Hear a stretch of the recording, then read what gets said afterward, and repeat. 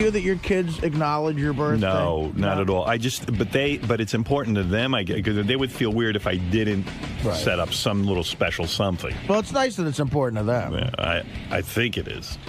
Yeah, I know it is. Will all the kids be there? Yeah, Deborah's in town. Oh, wonderful. Yeah.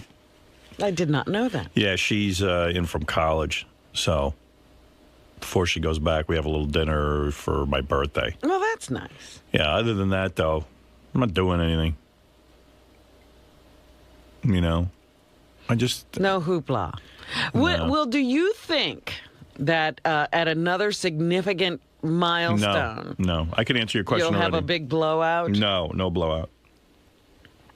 This birthday stuff. Because I've never actually... I don't do the birthday party thing. Well, let's face it. I mean, okay, we did my birthday on the air because it was great radio. It was an excuse to get a lot of celebrities to show up. But between you and me, when you become an adult, enough with your birthday. No, but I see people having, like their 40th. Like you threw a big party for Artie this year because he was turning 40. Well, he needed help. The guy sits on his bed crying every day. Oh, my goodness. Did you hear that? No. Hey, he was on the wrap-up show saying he sits on the edge of his bed crying. Not crying. Are you serious? Not crying. I'll find myself uncontrollably weeping for about 10 seconds. What? I swear I don't know what the hell causes it. And then I'll have Get a grip on yourself. Really? I need somebody to smack me. You're like AJ. Well, he is. I sit there with a cigarette and I go.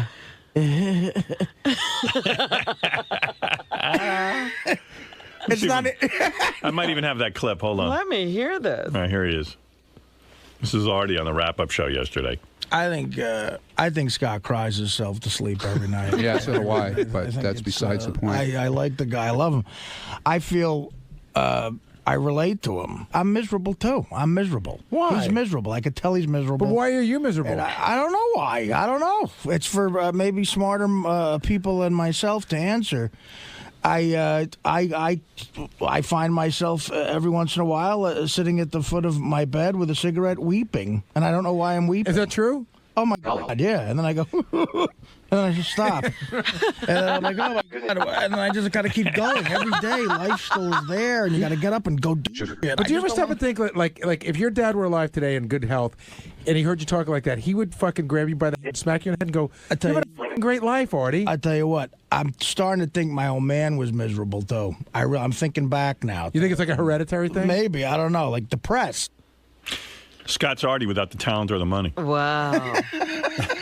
Yeah, people perfectly understand Scott sitting on the edge of the bed weeping. Well, because that was that whole big. We focused extra on Scott's miserableness yesterday, and I'm just like, what do people want from a guy? I mean, he sits there. It's probably better than if he did participate in a dance or anything like that. We're just busting his balls. Yeah. You know. It's fun. Yeah. But you sitting on the edge of the bed weeping, when do you wind up on the edge of the bed? I don't know. Sometimes, you know what it is? Sometimes when I got to go to the airport and I'm packing and I'm throwing all that shit in a duffel bag. And I was going to give you some advice, but I figured you'd probably just laugh at my advice. What? You got to find chess. Chess. Oh, I'm telling you why. Chess is the answer? I'll tell you why. It takes up so many hours. You're so busy with it that you won't even have time. That's what people say about golf. I feel like you have too much time. Spare time. Yeah. See, I feel like I don't. nothing to do. And then when you actually don't have enough spare time. You see, here's my twofold Artie analysis for the day. Okay, thank you. You're busy, doing a lot of gigs and stuff, and so you really don't have a lot of free time. And then when you have free time, you don't know what to do with yourself. Exactly. So if you took up chess, right, and found you that could you liked immediately go to chess instead of sitting Crying. on the edge of the bed. You're right, because it's boredom. I'm fighting boredom. You will love it. Right. Trust me on this. Yeah. Well, something. No, you're right. There's something to be passionate about other than working. I can't believe how much I like it. I think it's sad that both of you can only find chess. Well, he hasn't even found chess. But you're suggesting it to him. Listen, he's getting many things You get to do. right? Yeah, I mean, All right. Pussy's king. If you're not getting that, you're going to be depressed. For a guy who looks like me, I'm doing all right, I guess. Like, if you're not getting pussy, that can just affect your whole day. Like, I got laid last night. I'm all chipper. You know what I mean? Like, we were about to go to sleep, and Beth goes, hey, you want to do it? I was like, wow, what an idea. What a great idea. And that's the other thing. Novel idea. At the age of 42, but No way. Pussy is such a preoccupation with men. I can't. Oh. Even if you are getting some, every time you see a hot chick, you get mad. I get mad, and I'm like, Me too. I want to be fucking her. Why Me too. can't I? Fuck her? Even I'm really in love with Beth, but even I'll be like, I should have all the pussy for myself. I mean, yeah. Well, I it's should like have Robins. I should have, why should Jim get Robin? I should get that too. That should be my pussy. like the great Richard Pryor. Right. I don't know why bitches is always complaining. They got half the money and all the pussy. You can't go wrong with that. So, it's, but you're getting laid. I mean, you have that ability. Yeah, So, I know, like I do. JD, I don't know how he gets through the day. JD should be sitting. JD, do you wind up on the edge of the bed weeping? Yeah, that would make sense to me. He should be sticking his wrists in warm water. He's JD's coming to. He's been to the last like 10 gigs on the road. Is he getting any And pussy? him and Teddy run around. They're happy as we like get to Detroit. They're running around having fun, going to the local market. I'm like, we're in Detroit. I got to do stand up. I'm in my hotel weeping. Just let me know when I got to be on stage. JD, you Oh, getting we any? love the Are you getting any pussy? Am I getting it? No. Yeah. Is it torture? I mean, how old are you now? I'm 28. Yeah. How long's it been? Probably, I would almost, unless my memory is not serving right, probably the last time in Vegas. Oh, When you had the hooker? Well, yeah. Yeah. He was hot though. Yeah, she was. Yeah. Oh, I think back that And how many story. times a week are you jerking off? I don't do it lot. every day, but I would. Man, I'm not getting it. I'm jerking off at least once a day. At least. 28 years old, I was jerking off 2-3 times a day. I was married. Crying out loud. Sorry, I'm not you. You don't jerk Well, off? of course No, you I are. do, Are you I do, embarrassed to but say? I do, but You're embarrassed to say No, you I'm jerk not, off every no. day. You jerk off every day. no, I don't do it every Are day. you not on those porn sites anymore? I go to them every now and then, Right. but What, are you But cutting I have back? I have roommates and stuff. You don't so jerk off every day. Not. I don't believe you. I'm just saying, I don't believe you. I'm not saying I know I you don't do. jerk off. You got to be jerking off. And I bet you on weekends 2 times a day. Well, sometimes maybe. You have a little marathon going? Yeah. Sometimes I would jerk off 5 times a day. I would even work it out where I'd be like, all right, I'm going to jerk off as soon as I get up. That's one down. See, like the thing with me is like I have roommates and like I'm afraid they'll like hear me listening to porn in my room and I get all like weirded out. That's Fuck different. them. When I was in college, I rarely jerked off because I had a roommate. Right. Who is, by the way, 54 today, Dr. Lou Weinstein, who kept me from jerking off for 4 years. Your birthdays are that close together? Yes, they are. Oh, I didn't know that. Yeah, he's January 8th, I'm January 12th, and he is 54. I can't believe he's that old. I know. How did it happen to him? I remember him as a high school boy. I go, how did this happen to you? Happy birthday, Lou. There you go. Yeah, but JD, it's been extra torture for JD because, like I told you, I ran into that hot chick he used to live with once. Did I ever tell you that story? No. You had a hot chick living with you? Howard, not just it's a whole complicated not just living hot. situation. There's a chick. This is a few years ago now. But she wasn't doing it. I'm walking in Hoboken, Right. and this gorgeous blonde. I mean, like a 9.5, solid. Says to me, "Hey, Artie, I'm a big fan of the show." And I go, "Oh, thanks." You know, it's the type of chick you walk towards. You go, "Hey, where you going?" Right. Don't go Can away. I come with you? And she says, "Actually, I used to be roommates with JD." I said, "You were?" She goes, "Yeah, me and JD were roommates, me and him and a couple other kids, for like a year or so." And I'm like, "JD lived with that That broad." that was only girl like a was couple walking months. through your house every day. Dude, was that torture? That had to be see, torture. the thing was, is like it was a friend's sister. We had to stay there because our apartment was already. But like, were you fantasizing about her all the time and like totally sexually yeah, oh frustrated? my god, she was totally hot, but she had like one of those boyfriends. I know, but One of so those what? things called a Abercrombie and boyfriend. Fitch guys. Yeah, were you thinking that maybe you could like get her or something? No, I had no. No delusion. No. Did you ever look at her like panty drawer and stuff? No. Tell the truth. No, You no, lying no. bastard. No, I bet you had her I haven't panties gotten on. that creepy. No. Really? I got 5 minutes to check out her I bras. see no But like when you would lay in bed at night, would you like fantasize and jerk off to her? No. Oh, you're so full of I'm shit. not. Get Because I outta was here. at that time I was sleeping in the same room with my brother and I someone don't else. care who you're sleeping I with. used to jerk out to my brother. Really? He's hot. You got jury duty today. He's got jury duty today. I know. Hey, you know what I heard about JD? So at John Hines' daughter's bat mitzvah, there was this hot dancer there, right? And she asked about one of the guys that works here that wasn't JD, and he was getting all angry. He's already in a war with her. But he's like, you know, I hate her. I heard you were getting all pissed off. She doesn't like guys with great personalities like me. Exactly. And she's only anti-looks. But he creates a whole scenario and then gets pissed. Well, at least someone's interested in him then. I got nothing else to do. They're not talking to me. Who did she ask about? Tim's assistant. I figured as much. Yeah. Jared. You know what's Jared great? got her number. You know what's great, though? You know what the first thing she asked about him was? What? She asked somebody if he was gay. And then when they found out he wasn't gay, she's like, wanted to meet him. But we Don't were you all, hate good-looking guys? You're like me, man. Don't you hate good-looking Oh, guys? Of course. That had a. It's true because with a hot chick, sometimes you do create a scenario when you're in it, and then you're going out. Right. And then when there was somebody else, you get all mad. You realize we're all animals, and what it is women select their man based on, like, looks and status. Dude, I've known this since I was freaking in middle school, And you can't dude. get laid, so, you know. So guess what you got to get? Status. I heard you don't even talk to Jared because he's good-looking. Like, you won't even Is talk. that right? You hate him? It's not only that. We just have, opposing personalities, and I choose not to talk to How would we even know what your personality is? Well, opposing personalities. What's his personality? just You mean like you're like kind of like a loser and he's a winner? Is that what you're talking whatever. about? I don't know. You mean his personality is good looking and yours isn't? His personality is opposed to yours. It's the complete opposite. You know, JD, I got to tell you, I think Jared has a personality and JD doesn't. He doesn't. Right.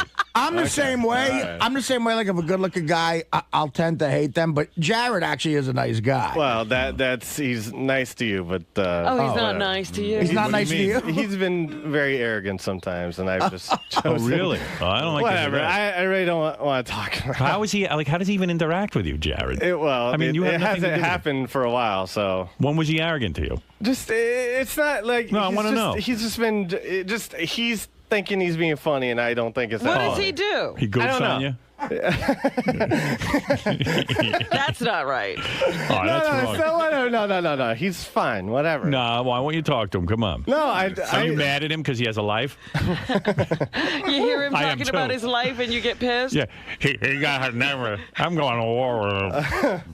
Well, I heard your thing is you like chicks with big asses. Like on the internet, that's what you look for. Oh, Everyone tells me big that. boobs and big asses. I like them big. Yeah, Nothing wrong with that. we should set up your old roommate with Jared. I'd love to hear. How Jared goofs on JD. Really? Yeah. Everybody goofs You on. know, there must have been some incident that he come clean, man. What happened? I don't even remember like the joke or whatever it was. We were joking out in the hallway, and I just was tired of it, and I said, I just won't speak to you ever again. And of course, he was joking and goes, "That's fine with me." And I go, "Okay," and I took it serious. That was the end. And now you like when you pass him in the hall, you won't even say anything. Not really, no. How long has that been going on? About a couple months. See, that's why JD likes me because I'm ugly. Yeah, he likes me too. I'm his hero. I'm the ugliest. No, I look like a chicken. Howard's my hero. He looks like a chick. I like Howard. He looks like a pelican. No one ever asked if I'm gay. I like Will Murray. He's a good-looking guy. We're friends. We Nah, get along you fine. probably don't like him either. I heard you freak when all the hot interns like Jared on the intern show when they all get on there and they go, Jared's Right, like, right. I really like Jared.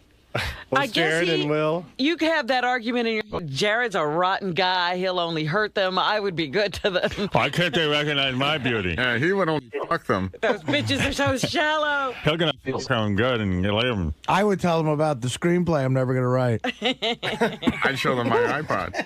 Yeah, when are you gonna get your directing career into I gear? don't know. I don't know. Yeah, I got an email from J.J. Abrams. There's a guy maybe you should fashion your life after. No, I respect his work. It's good. Waiting to see Cloverfield. Yep. We were supposed to have a screening of that, but I can't get it Really? together. Yeah, I mean, I don't know.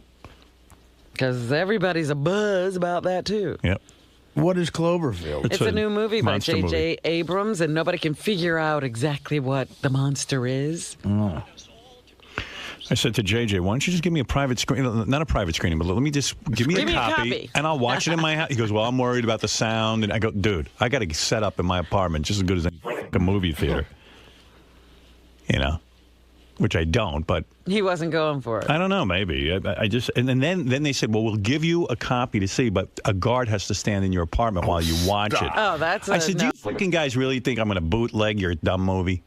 Yeah, they must imagine you have all kinds of great recording equipment in there. I've got Vinny in there ripping it so I can bootleg it and maybe make some extra dollars on the side. I said, do you really think I'd throw away my life? Bootlegging your movie? I would love that, because you'd be the one person to go to jail for bootlegging films. Trust me, I can barely work my VCR, and those are almost extinct. You still have a VCR? I do. I don't use it that much, though. Yeah, who's using videotape? I really don't need one. But I don't know. They seem to feel that I'm such a criminal mastermind, I might actually bootleg the video. Like, I'll have someone copy it. I'm like, Jesus, you could trust me. I'm not going to bootleg break that code in 10 seconds. People must think I'm insane. Like, they're going to let me a movie, I'm going to bootleg it. Yeah, I'm a bootlegger on this. That's how I make my real money. In show business. I don't even have to direct or write movies. I just steal them. That's right. You're the reason all those movies are for sale on the street corner. That's right. And then I have a connection where I sell it off to him, and then we just make huge profits. Well, you're the manufacturer, and then you have a distribution network. Yeah. I'm like a bootlegger. Like the Kennedys. The original Kennedy. I could relate to still having a VCR. I still have a VCR for one reason. My 3 favorite porns of all time are on video cassette, and I don't know how to transfer them. What am I going to do? Give them to Vinny. In my bedroom, I still have a VCR. And they're porns that I did. They're my go-to porns. I've hired 75 Chinese people right now in my apartment who are duplicating Cloverfield now. Yeah, well, see, that's what I thought. I thought it was happening in China. No. It's Chinese people in your apartment. Right. They're American Chinese. So I said, so then I said, I think that'd be a bit creepy, inviting someone into my apartment to watch me watch the movie. Could you imagine? That's a funny. That's a funny sketch. Like, what do you do with the guy? You from coffee? I said, I'd love to see. Would you like some popcorn? I'd love to see your movie, but I think I'll pass on that offer. Yeah, you don't want to see it that bad. Yeah, I mean, it's not that. I can wait. Wait till it comes out on video. What can I tell you? Well, JD, good luck at jury duty. Thank you. All right. Are you not going to Vegas? I don't know. We'll see how long this case lasts. Dude, you got to come. I'm trying. You only get laid in Vegas. I and know. You're blowing off a trip. What happened to the role he was on? For a while, he had that porn girl. Yeah. She burned his lives ass. out A in Los married Angeles. woman came into town just to have sex with him. Porn girls are so fleeting, Robin. Yeah, what happened to that married woman who came into town to have sex with you? She went back to town. Went back to her husband. she had enough of that sugar. Why don't you tell the judge on the case that you only get laid in Vegas? I bet you he'll let you out. I mean, You need to go. I have a hardship situation. if I only got. Your Honor, Look at me. Do I look like I'm getting laid here? I got a Vegas and he got me laid. He pays the money for my Your Honor, see. He pays me a pussy. I'd like to invoke the amendment. Actually, that's true. You know what I heard? Some of the same friends who helped secure your last date in Las Vegas are helping throw Levy. His wedding is now turned into an engagement party. Oh, okay. So it's going to be fucking happening, man. Yeah, you got some pussy. You'll have a date. I'll see how it goes. He wouldn't lie on jury. He could have been out of jury duty in 2 seconds. No, I don't know about that. Right. JD, do you really have it out for Jared? Do you really dislike him that much? I really care not to comment. How come? Because I just would care not to comment. Because it creates an awkward situation at work. Well, I mean, it's already awkward enough. I don't need to, keep it up. But are they accurate? Do you really hate people that are able to get girls, and do you resent him for that reason, or is it just more of a personal? I don't hate people just because they get. I mean, if I did that, I'd hate just about every other guy in this world. Right. But it's whatever. How are you going to get out of this jury duty, man? You got to go to Vegas. I know. I don't know. I just got to figure it out somehow. Sal, what should JD do? He's got to get out of jury duty. He's got to go to Vegas and get laid. Just do it. Just do it. You have to actually film this. Yeah. This is something you need to film. This question. Yeah, no guests. It's like JD. What color shirt are you gonna wear tomorrow? I don't know. Maybe white. I don't know. You have a belt on? I do. There you go. There's today's show, folks. Hope you enjoy it. Jared, what's going on with you and JD? JD doesn't want to speak to me anymore because he thinks I've insulted him and I've acted arrogant towards him. Have you, though? I don't think so. What it was is a little misunderstanding. We had a fantasy football league in the studio. Everyone was playing, and I did a little shit talking on the message boards to JD about his team thing. And ever since then, he said that all he wants to have is a professional relationship where he only speaks to me if he needs to do some work. Now, do you think this is sort of a mask for deeper-rooted feelings of jealousy he has about you and your good looks? I don't know. I've never asked him, never thought twice about it. I just don't understand what's JD's problem. Does it piss you off when your name is mentioned on the air? And I find it hysterical. I thought it was pretty funny today. This was a really, really funny segment. Now, as a good-looking young man who can get girls, what do you think JD should do in order to change his approach and become more successful? More positive. That's the most negative kid I've ever seen. The second he sees someone that's beautiful, he immediately, thinks that they're horrible people. So, he meets a pretty girl and all of a sudden he gets angry with them. Just stop being negative, JD. I hear you. I hope you guys can repair this. Thank you.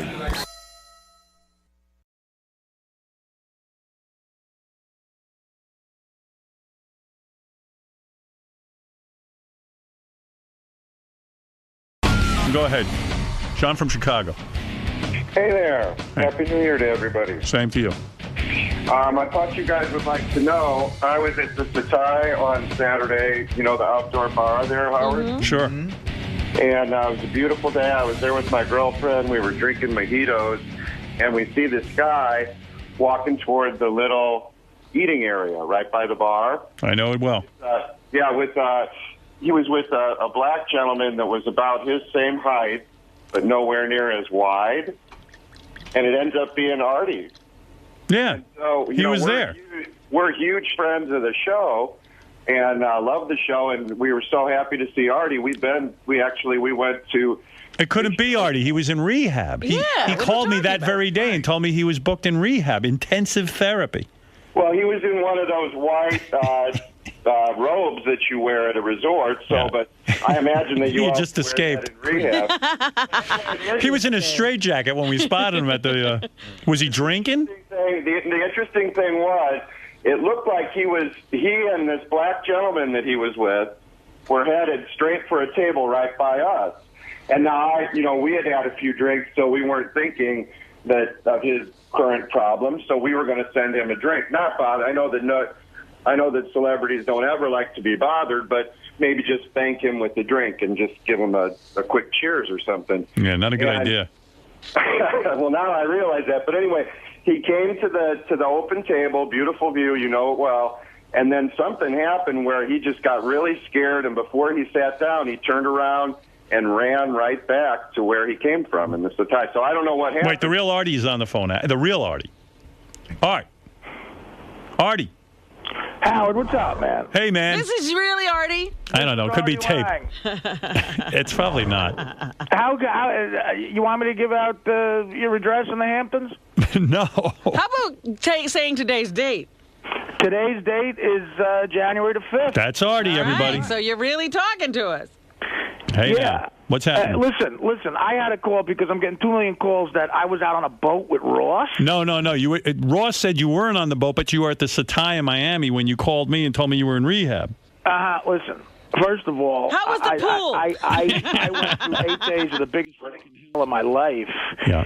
I'm using the word rehab because it's a bunch of things. It's a place where people go to get off drugs. Absolutely. I was there with a bunch of people trying to get off heroin, sleeping pills, blow, crystal meth. meth. People can do that anywhere.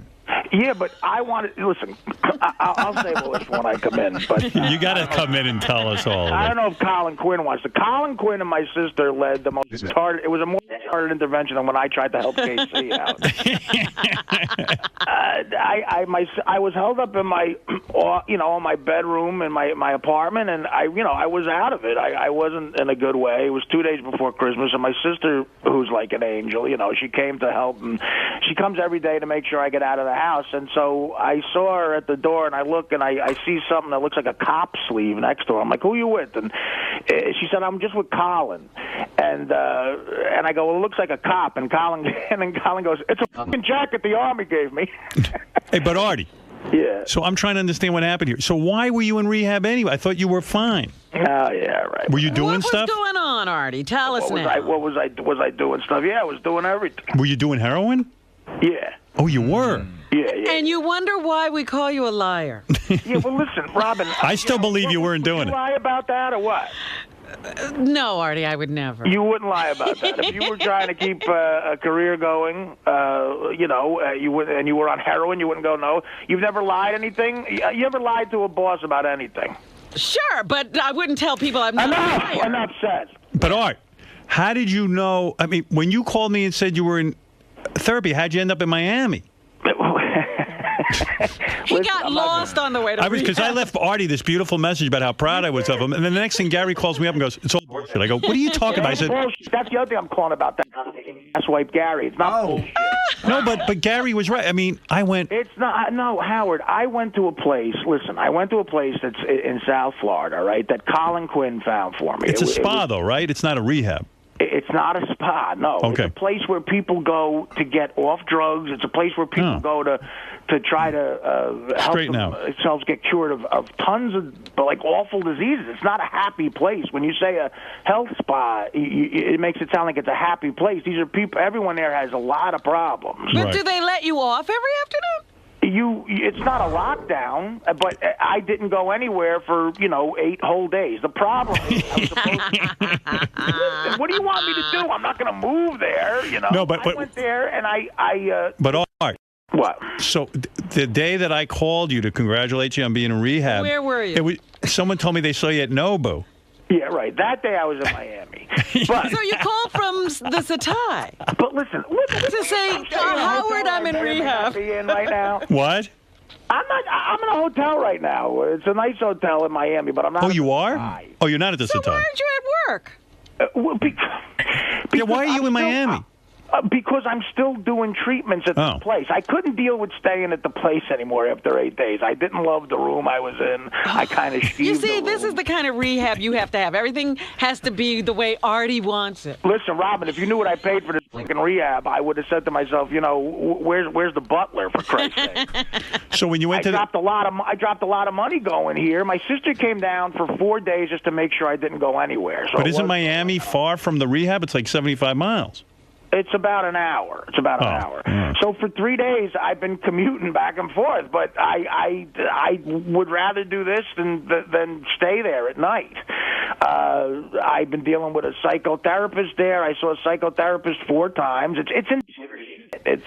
I've got stuff I can relate to Robin with now because I've had 3 colonics. I've had wheatgrass implants and all. Did shit come out? Did they make you watch what comes out of your ears? Yeah, I did. I saw it. What came out? They positioned that mirror for you. It looked like Do you like it?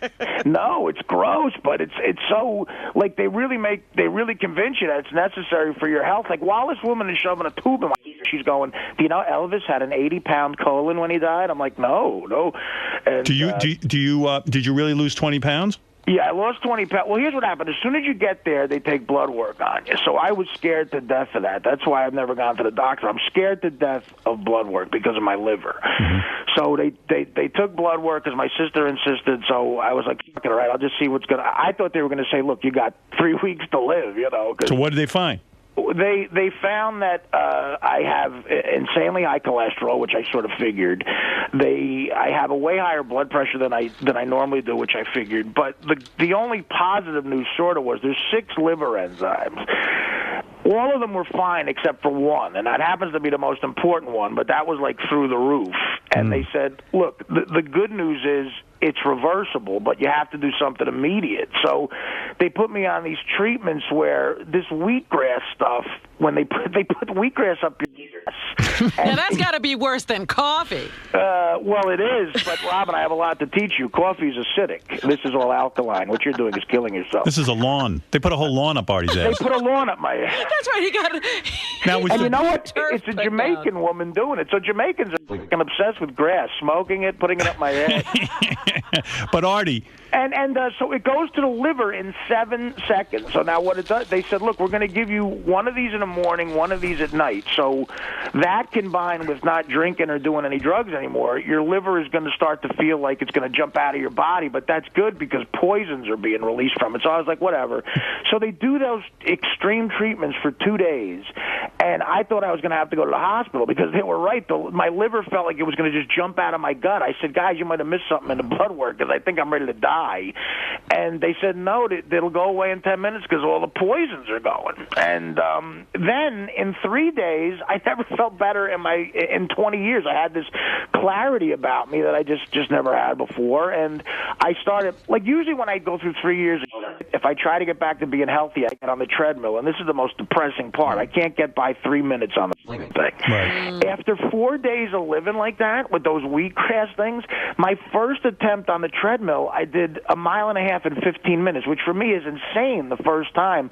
So now I'm up to every day in the last 5 days, I've done 20 minutes and 2 miles, which is, that usually takes me a month and a half to get to. So So you're not laughing at me anymore, is what you call to say. Well, you're He'll still laugh at you. How is your bleeding ulcer?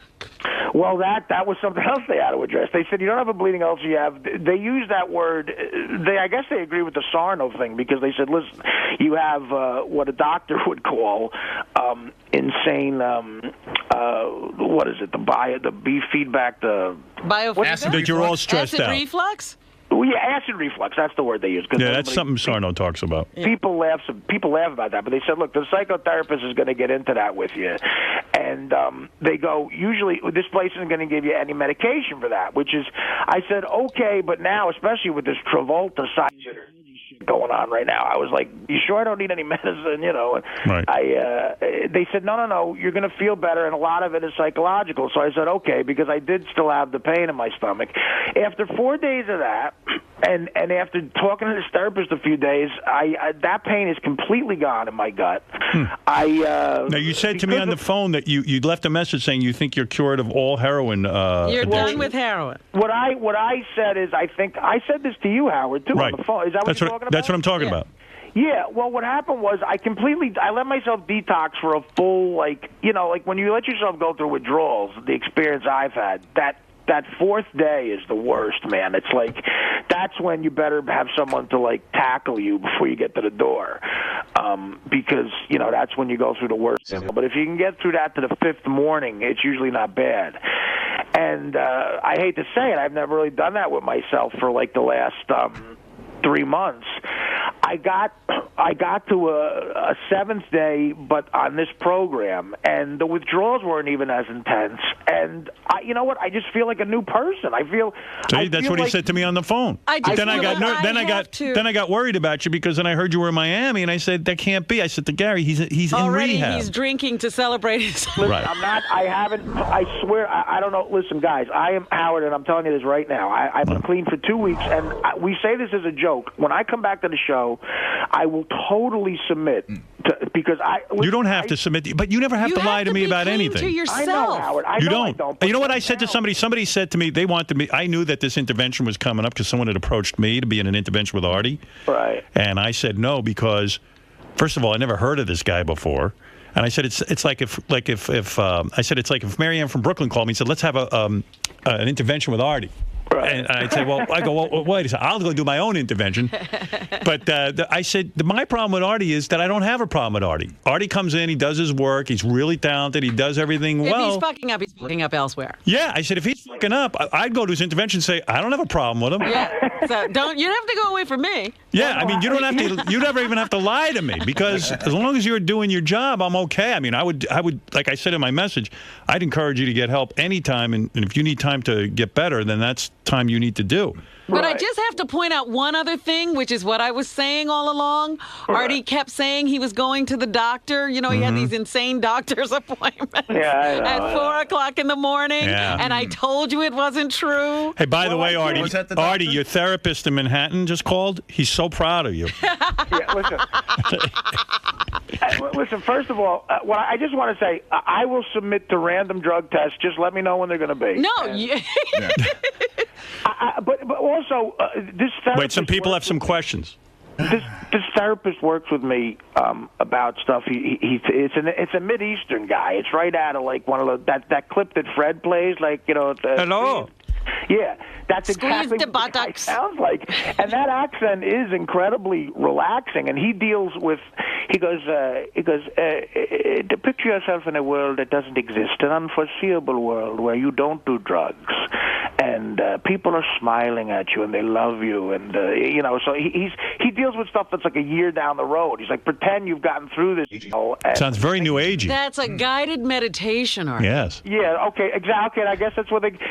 So you're not in intensive therapy. You're in intensive guided meditation. I don't know what that... The guy calls himself a therapist, Howard. I don't know. All right, wait. So does the colonic therapist. All right, here is, let's let a couple of people ask you a question. Then, of course, you'll be in on Wednesday to answer their questions, Art, but people are dying to get to you. Rick, go ahead. Hey, Artie, have we forgotten that you just, when asked, you swore on your father's grave that you were not doing dope? I'm a big fan, but come on. Yeah, my father was an atheist, and so am I. He doesn't give a shit. So you are right. When you said that on the air, you were, in fact, not telling the truth, but you don't feel that disgraced your dad in any way because you don't believe in any of that stuff. Look, my father was a counterfeiter. Come on. Hey, by the way, I've said this on the air all day. Yes, I don't know I read your book when you come in. Yeah. I wanted to talk to you about it because I thought it was brilliant. It was great. Yeah, thanks for the message about the book. I appreciate it. Yeah. But, I left you 2 messages. Yeah, if you're right, you were extremely nice, Howard, which was very uplifting. It's a great book. And you were lying to him. So. No, I wasn't. And, no, I'm talking to Artie. Artie, you're nice Artie to him. was lying to me, and I was lying to you. No, but listen, I don't feel Howard is a boss. He doesn't give off that vibe. He's more of a, it's like it's just I'm a friend. Yeah, but at the same time, you guys got to understand, if the night before you go into a job that you have to be at 6 a.m., you're doing heroin, you may not It's just true. be that You know what? I don't want to know. Right. I mean, so... But I told you the lies he would tell were getting more and more outrageous. You didn't believe he was at the doctor at 4 in the morning? I did. Artie, I believed you were at the doctor at 4 in the morning. Well, I was talking to a guy who legally can write a doctor. Right. A lot of drug guys call themselves doc. Right. No, he was a guy who the port introduced. Put it this way, if you had a bullet in you, he could get it out of you without doctors knowing. All right, Mel, you're on the air. Hey, what's up, Artie? Hey, man. You're funny, man. You got some great shit. Thanks, buddy. What's the number to this commuting rehab? It's not in Miami. It's not in Miami. It's in. You know what? The name of the place is Hippocrates, which is. Kidding. Oh my God! I know that place. You know about that? Is it a spa, Robin? It's a wellness center. I don't know that it qualifies as a drug rehab. There were tons. The name is Hypocrisy? Hypocrisy is where Artie is. No, really, what is it? It's called Hippocrates. It felt like it says hypocrites to me. But you know, this guided meditation guy. By the way, you hear my phone ringing? That's a bunch of people calling me because now they know the hotel I'm not in. But anyway. Hey, Artie. Wait, you know, this guided meditation guy says to me, he goes, picture a world where unthinkable things happen. Like, there's a subject Robin Quivers knows nothing about. No, but what I heard is that your sister and Colin tried to get you to go to rehab, but you said no. Well, here's what happened. Then the only thing that he agreed to was this. Yeah, well, my sister had my car, the car all set up to go up to Monticello, New York. Wait, that might be room service. Yeah, there's one thing he hasn't given up. He's still eating. Believe I got an egg white omelet with steamed spinach coming up here. I've been. Wow. Another good line. Hey, listen, you want to interview the waiter? All right, but why couldn't you do that in New York, man? You could have been on the show and then. I'm going to try to do it in New York. That's the point. I'm trying to do it in New York. All right, well, you can't leave the guy who tells you to envision a world where you don't do drugs. Right. Yeah, no, he did. He told me that, too. The website calls Artie's Rehab Center a health institute. I'm That's looking what at I'm saying. It's a wellness center. Yeah, but all right. Hey, it's helping him. And really but he feels good. ill people go there. I know that for a fact. So he's doing well. Really ill. You know what? My roommate, well, I wouldn't let myself have a roommate, but the person who would have been my roommate was a fourth stage of lung cancer, you know, and the people who I met in these story. In these is this my cousin on the phone? Yeah, I mean, what is going on here? Yeah. People were there to get off crystal meth, to get off blow, to get off heroin, all sorts of opiate addictions.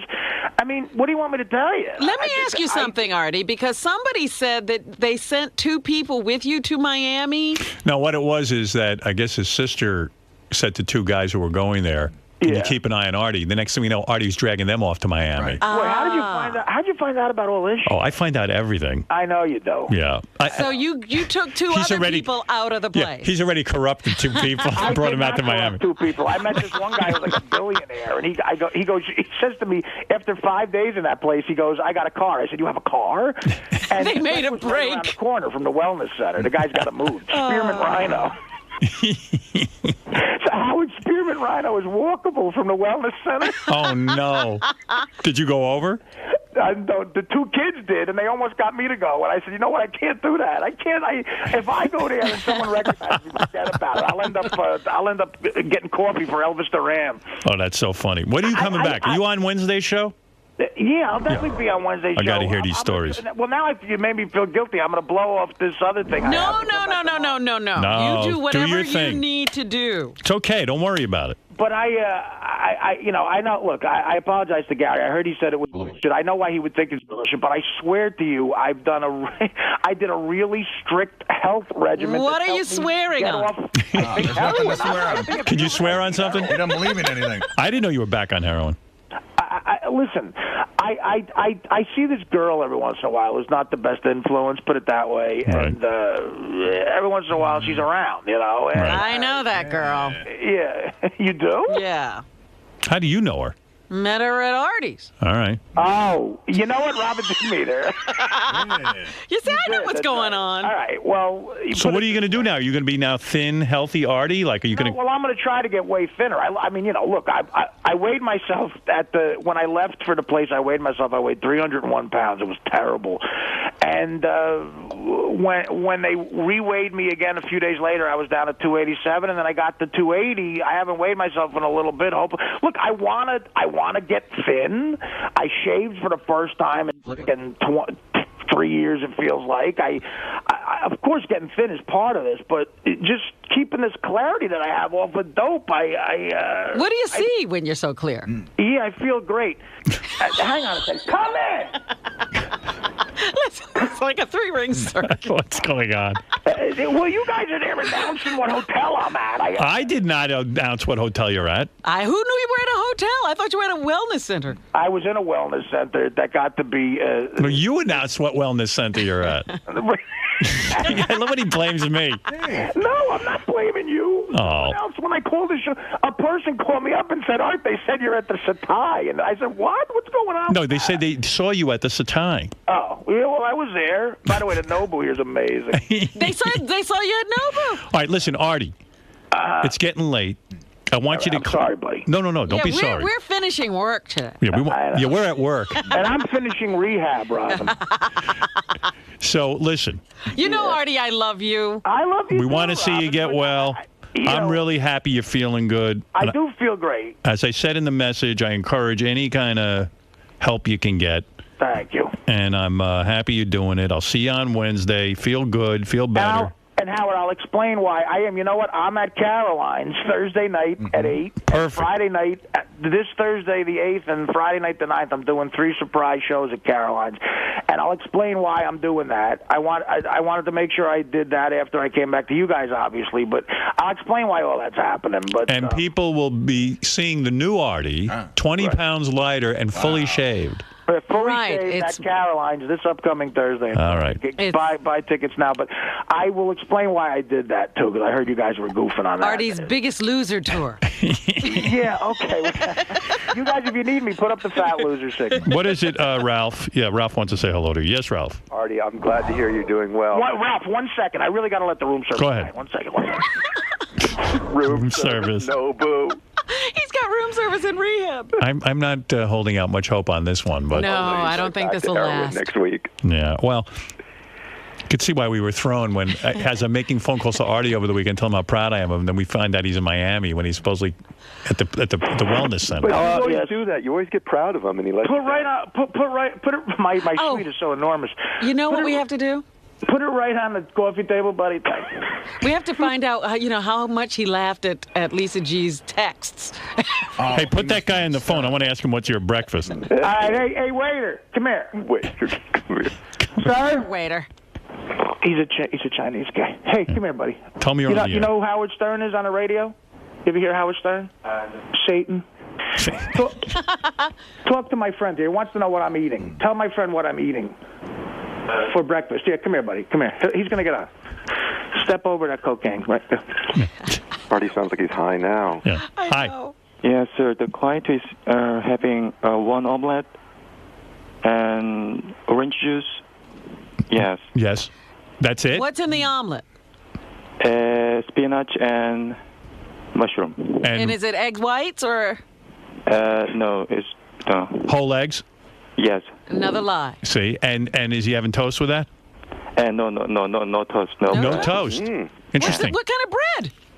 No, nothing. No bread whatsoever. Is there butter on the? Did they cook it in oil and in butter? No, just it's vegetable oil, no butter. Oh, good. Okay. What else? Impressive. What else? No Just orange cupcakes. juice? Yeah, no cookies. Just a simple omelet and orange juice. And is this the first time you've been in his room this morning? Or have you made multiple deliveries? No, it's my first time, sir. Okay, thank you. And do you see anything else? Any suspicious You substances? see heroin or cocaine in that room? Go through the drawers. No, nothing. Is it neat and tidy, or does it look like an orgy took place? Has the bed been defecated in? Does it look like Sodom and Gomorrah? Actually, I don't understand what you said. I'm saying, does it look as if there's any human excrement in the bed? Yeah. There is. No, Okay. nothing. Thank you very much, sir. I appreciate it. Thank you very much. Right. Bye bye. Yeah. Thank you, buddy. Sorry. Guy says there's no excrement in the bed. Oh, God. I know what you... But, hey, dude, that double sawbuck is for you right there. Thank you. Nice. Go ahead. Hey, Artie, so if you're like... Go ahead, Ralph. I'm sorry. If you're like in rehab... No, this is great. Well, if you're in rehab... I'm not in rehab right now. I'm at a hotel. He's taking a break from eight horrible days in rehab. He goes to rehab later today. Howard, I want to see you. Howard, I want to see you last 4 seconds at this place. All right, but Ralph, how can you take off because you didn't like the room? No, because I tell you what, I promised them, look, guys, I'll stay here for a week, but I got to get out of the room. I skeeved the rugs, I skeeved everything, and there was no water pressure. And but I promised I'd stay there. New Year's Eve, I was so tired from all the wheat grass up my ears. I went to bed at 8 o'clock. I woke up the next day. It was 2009. I could care less about it. They were having an all-vegan band playing. I swear. An all-vegan band? Who cares what the band is eating? I said, yeah, what do I give a fuck if the drummer's a vegan? And Artie, we'll see you on Wednesday. Yeah, all right, buddy. And we'll straighten this all out. That's enough time? Yeah. Yeah, He already feels better. I mean, what more is he going to do there? Yeah, I mean, what do you want me to move here? First of all, Miami, it's beautiful here for a few days, but it's such a scene down here, it's become corny. What a joke. Oh, yeah, it sounds miserable. Yeah. And you know what? For a few days, it's all right, Ralph, but the people here are just, it's like... But Art, you don't have to be in Miami. You could go back where the rehab is. Yeah. Well, that's even worse. Yeah. But the place Hippocrates is amazing. If you got a drug problem or if you're... If you could deal with low water pressure. No, if you really want to get off drugs, go to a drug rehab center. No, Ralph, if you could deal with low water pressure. You're not happy with... Look at this on the website. Hippocrates Tropical Rainfall Therapy. Right. Yeah, that's what Artie's getting. That's a different place. Is that by Spearmint Rhino? Tropical Rainfall Therapy. Yeah. You know who's on the front page of the website for this place? Who? William Shatner. Yes, that's right. They love Shatner, and who's the other guy they love? They want Robin down there big time. Yeah, I've been planning to go down there, but I don't have nearly the problems that seem. Well, I hope you have 15 G's. Hey, Art, so I'll see you on Wednesday. To feel better. I hope this is successful for you. So far, so good. I do. You'll see. I got to look better than I did before. Right. That's not hard to do. All right, and I have a lot more to tell. I want to discuss more about the book. I have questions for you. I'm going to explain to you why Orlando Jones doesn't want to speak to you. You will? Yeah, I've got it all figured out. Well, you know what? He actually tried calling me, so you might be wrong. But all right. But you know what? I'm dying to hear all your opinions about that. I want to talk about the book, and then I even want to go through my whole chronology of like getting the phone call from you, and then me calling you to congratulate you, and then finding out you're in Miami. Whatever. Why you didn't go on the boat, Artie? Because, you know what, and I swear to God, you get Ross in here, I didn't go on the boat for 2 days because I had appointments at rehab. I had to go to a meeting. No, that's what he said. Ross looking tan. Yeah, look at you. I don't want to betray the guy. You're not betraying him. I got word, so you're not betraying He never anybody. came on the boat. Never saw him on the boat. Oh, you didn't? No. Did you see him in Miami? We tried, but he was going back and forth. Oh, so for he his was sessions. in Miami? Yes. Yeah. Back and forth for his sessions. Those were spa treatments. No. He called me and told me he was in intensive rehab. Then we found out he went to a spa.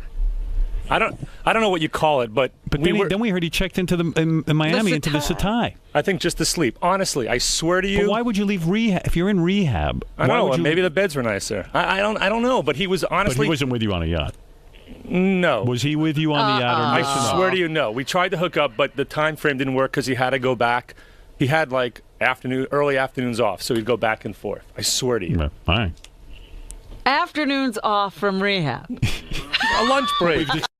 Rehab, it was a spa. But no, he's saying if it was rehab, I just haven't heard of rehab like this. When I did speak to him, he said he lost 15 to 20 pounds. He felt the best. You never saw him? No, because he was going back but and Palm forth. Beach and Miami are 75 miles apart. All right, you drive. So if you're in rehab, they don't let you out to go to Miami to party. I don't think you know. What? They let him out to go to Nobu. He has to eat. Okay, and it's fish. I'm sure he had the sashimi and not the sushi. All right, thanks, Ross. All right. I didn't blow off anything at the rehab to go on a boat. I blew off the boat to go to the rehab. Yeah, Artie had the raindrop therapy. He had a raindrop therapy. I had to talk to Dean. I had to talk to Deepak Chopra and get wheatgrass up my. All right, Art, feel good, man, and hurry back. All right, guys. All right, later. Bye. The ongoing saga of Artie. You just called in. Does this change your opinion at all? I mean, he sounded like he was doing pretty well. He's doing great. He's doing great, and he says it's been clean for 2 weeks, and we have to believe him. We have to take him at his word. But he does sound great. He sounds like he lost some weight. It's I defend myself. I mean, maybe when I said it was all bullshit, I maybe overreacted, but I defend myself that Artie is not in rehab. But I think in Artie's mind, he thinks he is. Do you know what I mean? Like, I think that this is the best version of rehab that he thinks he's in. Yeah. I mean, he said up front, they wanted him to go to a place in Monticello, which was a real rehab, and he said he wouldn't go. So this is what he would agree to. But it's a high-end spa detox that people with drug problems go to, but what I got out of it is Artie, I definitely believe, is detoxified, but I don't know that he's addressed any of the issues of why he takes drugs, and that's what the other rehab I had hoped would do for him. Now, were you surprised when he said that? I'm surprised by nothing, by the way. Well, he said he was doing heroin recently. I'm not surprised. Really? No, we all knew that. We sort of had a feeling something was up.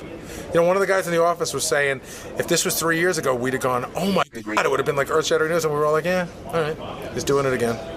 I think if you go back, I said he was using. I don't know what, but he was using. And you seem to be the only person.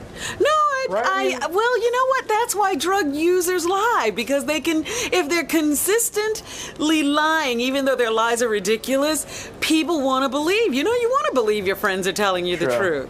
Now, do you think his colonics are helping him at all? Sure, they are. Actually, they really are helping him, but not with his drug problem. Is that maybe a stepping stone towards... Only if, again, I told you earlier, this is another one of Artie's attempts not to get treatment. What's on your mind, my friend? So, Fred, yes? When everyone was wondering if Artie was on drugs, you recently have been saying you thought he might have been boozing. I definitely thought he was boozing. I never want to imagine the worst of somebody when they're going through a tough time. Does it shock you?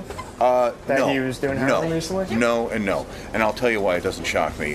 This was something I tried to get into before the holiday break, and I was telling everybody, I said, did you read Artie's book? Did you read Artie's book? I mean, that's when I knew, like, the guy was in trouble. I go, I don't think I'm hallucinating here. I think the guy is like a ticking time bomb.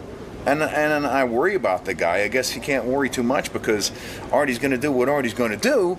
But, you know, it's like I read the book and I read what he did before. And to me, it just seemed like nothing that he was doing in the past was ever getting solved. And history was bound to repeat itself. So, no, it doesn't surprise me. Now, what do you think about his little stint in this so-called rehab? The so-called rehab that he's going to, it's kind of like going to Pam Anderson for marital advice. Whatever. All right, we'll hope for the best on Wednesday, I guess. Hope for the best.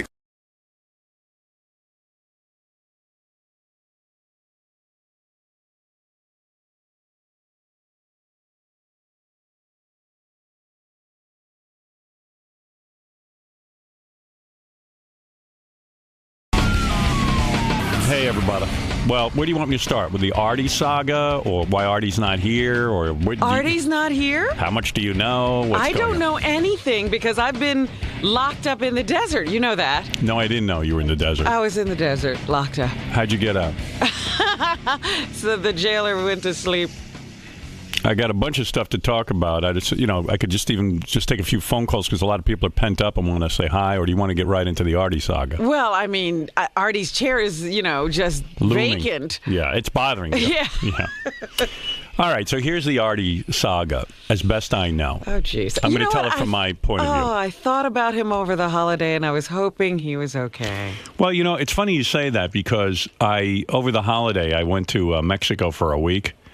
And I don't do anything when I go to Mexico. I stay at the resort because I don't want to even see what Mexico looks Mexicans. like. I have a fear of Mexicans. No, of Mexico and kidnappings, and I read all these horrible things about Mexico. Well, that would be the Mexicans who are doing it. Yeah, they kidnap their country singers and kill them. I mean, I don't know. This doesn't sound like it's a wild country. Beth turned to me at one point during the vacation and said, "I'm thinking going into town to buy some, gifts for people." And I said, "Are you insane?" Are there really things in Mexico people want? No. Have you ever seen that crap? Have you ever seen the shit they sell there? Oh, what does she think she's going to find? Yeah. To me, I might as well vacation in Gaza. I don't need a blanket. Yeah. I said, who are you buying that stuff for? They never wear it. Did you ever see anybody wearing any of that stuff we bring back from Mexico? It's like you lose your mind when you go there and you think you're going to wear that. Oh, this is lovely copper Inca, some sort of weird design. Oh, I know who will love this. And then, you never see them wear it. I've brought back more trinkets from Mexico for people. It's almost like, too, when I used to go out west, I would stop by the Indian reservations and buy, like, different authentic Indian jewelry. Yeah, see, I was in Sedona for a little while. Yeah. And it almost got me where, like I went into one of those stores and you see the rows and rows of turquoise. And turquoise. So I always say to Beth after she buys all this stuff, I said, it's funny. I ought to track this. I want to write down the names of everyone you gave this crap to. See if you ever see it. Yeah, just one time randomly. We should see it, right, if they like it. You might as well buy one of those crazy blankets or a sombrero. Yeah. Look at that. I brought you back a sombrero. Well, gee, where am I going to wear that? And here's that donkey you can hang in your... Put that in your car. It's an air freshener. I don't know who buys that stuff. But they sell it. I know I do. Making it. I know I end up getting suckered and buying it. Oh, here's your authentic Mexican copper bracelet. Right. The Mexicans made this. This is Incan. Well, guess what? There's Louis Vuitton right down the street here. Right. Yeah. If you're going to buy me something. Yeah. I brought back some authentic Mexican E. coli. I'm still one of those guys afraid to drink the water. And on the resort, I'm pretty sure they got everything, like, completely filtered. They cleaned it up. But I still use bottled water when I brush my teeth. Even to brush your teeth? Yeah, but I do rinse my toothbrush underneath the sink because it's just ridiculous. You know. Then that blows the whole... I think it limits. Like I have theories of, you know me. So you're keeping the population down. Yeah, like to a I don't put point it where you directly in can my still- mouth and then it dries off. But I won't wet my toothbrush with the sink water. Right. But afterwards, I'll rinse it off. With the Yeah. water. So all right, I'll give you the Artie saga because Gary and I have been on this all week. It's been a week. Yeah, more, but I got brought into it a few days ago. I'll tell you from my end what's going on. Do you know anything, Fred? I know nothing about it, although I had a suspicion. As anytime we come up on a holiday with Artie, it's a bad time. Right. Well, yeah, I It's said a this bad is time. a long stretch. Right, for because him to usually go. that's when he's got an idle mind, that's when bad things happen. All right. So, anyway, I was in Mexico, and one of my projects in Mexico was to read Artie's book. Yes. Which, by the way, I have to say is a really, really great book. Now, I'm just talking from in terms of how it's written and the laughs and also the emotion of it. The information, what you learn. Yeah, I'm not kissing his ass. I mean, it's a really, really good book. Okay, so kudos, or as my father said the other day, kudos to Dad breaking new ground in language. kudos. And I was going to correct him, and I go, he doesn't even know. He doesn't Was care. he serious? He wasn't joking. He doesn't hear anything.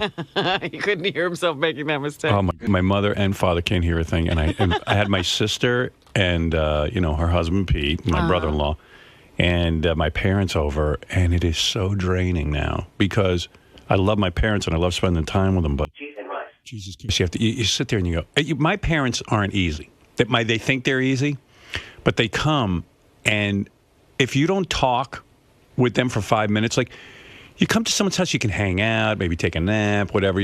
They don't know from that. If we're not all sitting and talking, you're not together. My mother go, what is this? They invite us over, and then you can't find anyone. Like no one knows how to. Where are you? Yeah, like every minute we have to be together talking. In fact, my mother, is very big in transcendental meditation. Mm-hmm. So her and my sister go into a special room and do special. They're special. They do special programs. Oh, we have our own. They have more than 20 minutes. They do like hours of TM. Right. So my father goes, well, what? And I wait for them to do their TM because it gives me a break because it's constant talking, and now my parents don't hear, so it's like I have to when Dad, and he goes, one thing I like about you, when you talk, I can hear everything. I notice people today mumble. I go, no. Oh, so you're yelling. I'm and he yelling. doesn't realize Yeah, it. they all say how wonderfully I enunciate and how wonderful it is to speak with me because everyone can hear what I say. And my mother and father don't understand why everyone mumbles. But no one's mumbling. They just can't hear anything. The whole world started mumbling all of a sudden. I so don't want to lose my hearing. Now, does So does your mother wear any device at all or not? As far as she's concerned, she has no problem. I mean, there's a huge problem there, That's the but best. she has no problem. So anyway, you know, my sister, my mother will go and meditate for 2 hours, which is so great because it gives my voice a rest from yelling. I get so fatigued in my throat from yelling. It's like doing 20 radio shows. You know, I wish I had a mic and they could put on headphones. You had to come back here for a rest. Yeah, and my parents like to hear stories and. And so you got to talk aloud a long time. Yeah. Tell a story when you were a little boy and you know, and then it's like, well, what a fun time. Oh, it's so great. And then anyway, so when my mother and my sister go to meditate, that means I've got 2 hours to rest. Yes. Now, what does your dad do while all this? Well, he started in with them. He goes, he says to my sister, you see your brother very infrequently, and now you're at his home. You can cut your program short. He's trying to shorten Yeah, it. and my mother goes, why are you saying that? It's very good vibes for the house. And So now they're blessing the yeah, my mother's there to bless the house. And my father goes, but I'm just saying, we finally get together. You could cut it shorter. And I go, no. It's fine. Let them do their thing. It's good. We take a break. Not everyone needs to be on top of each other every minute. Because my sister even will be like if I'm not around for 5 minutes, she'll be, we come to the house. She'll start criticizing Yeah. me. We come to the house, and all I know is my brother's hiding.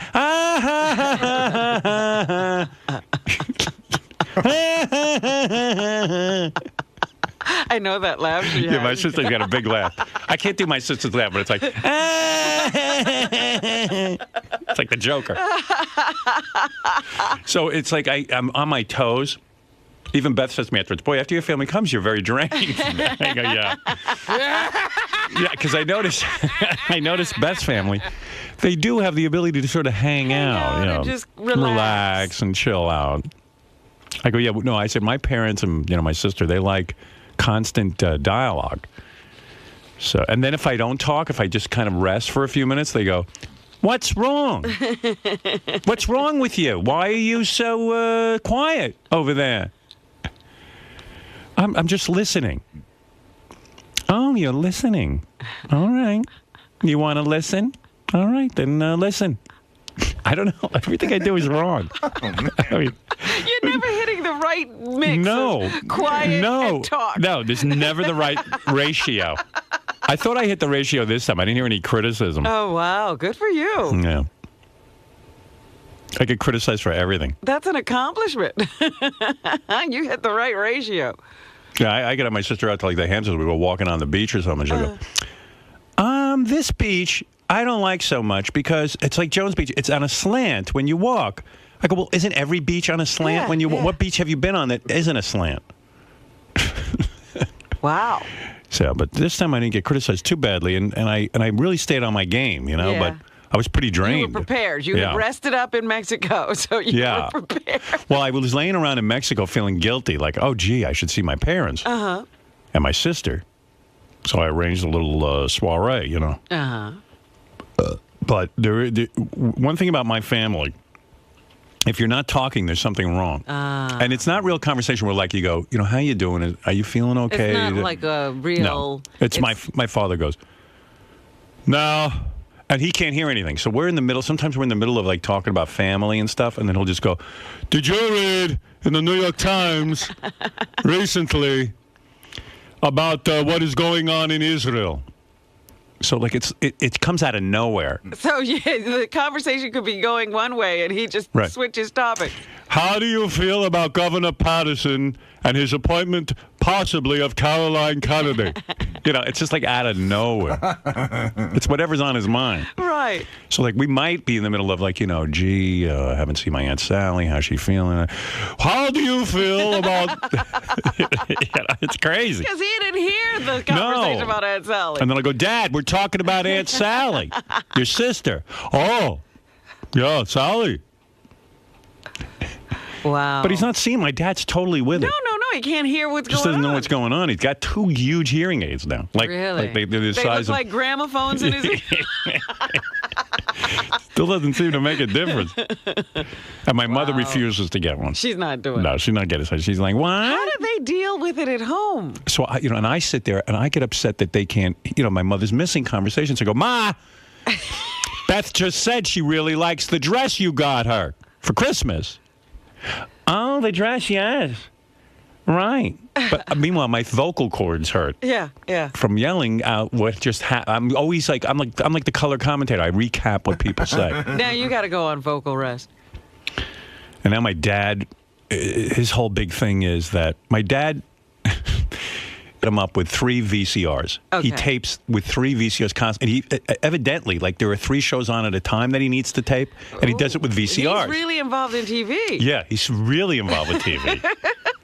So he somehow got convinced to give up his VCR for these new kind of VCRs. He's still using video cassette recorder. I'm trying to tell him there's TiVo and DVR. And then he wouldn't have to have anything. He won't let me do it, and now he misses his old VCR. He wants me to go on eBay and find it for him because the new ones are too complicated and it doesn't work right. And I said, Dad, I'll show you how easy it is. So then I gave him a demonstration of TiVo. Don't ask what that was like. Now, Dad, I'm going to watch, let's say, 60 minutes. All right? Watch what I do. I could set this up for you. Okay. I go, I'm going to hit a button. Guide. Right. Now, find 60 minutes. Easy enough. We know what time it's on. Go to the guide. 2 seconds. Boom, guide.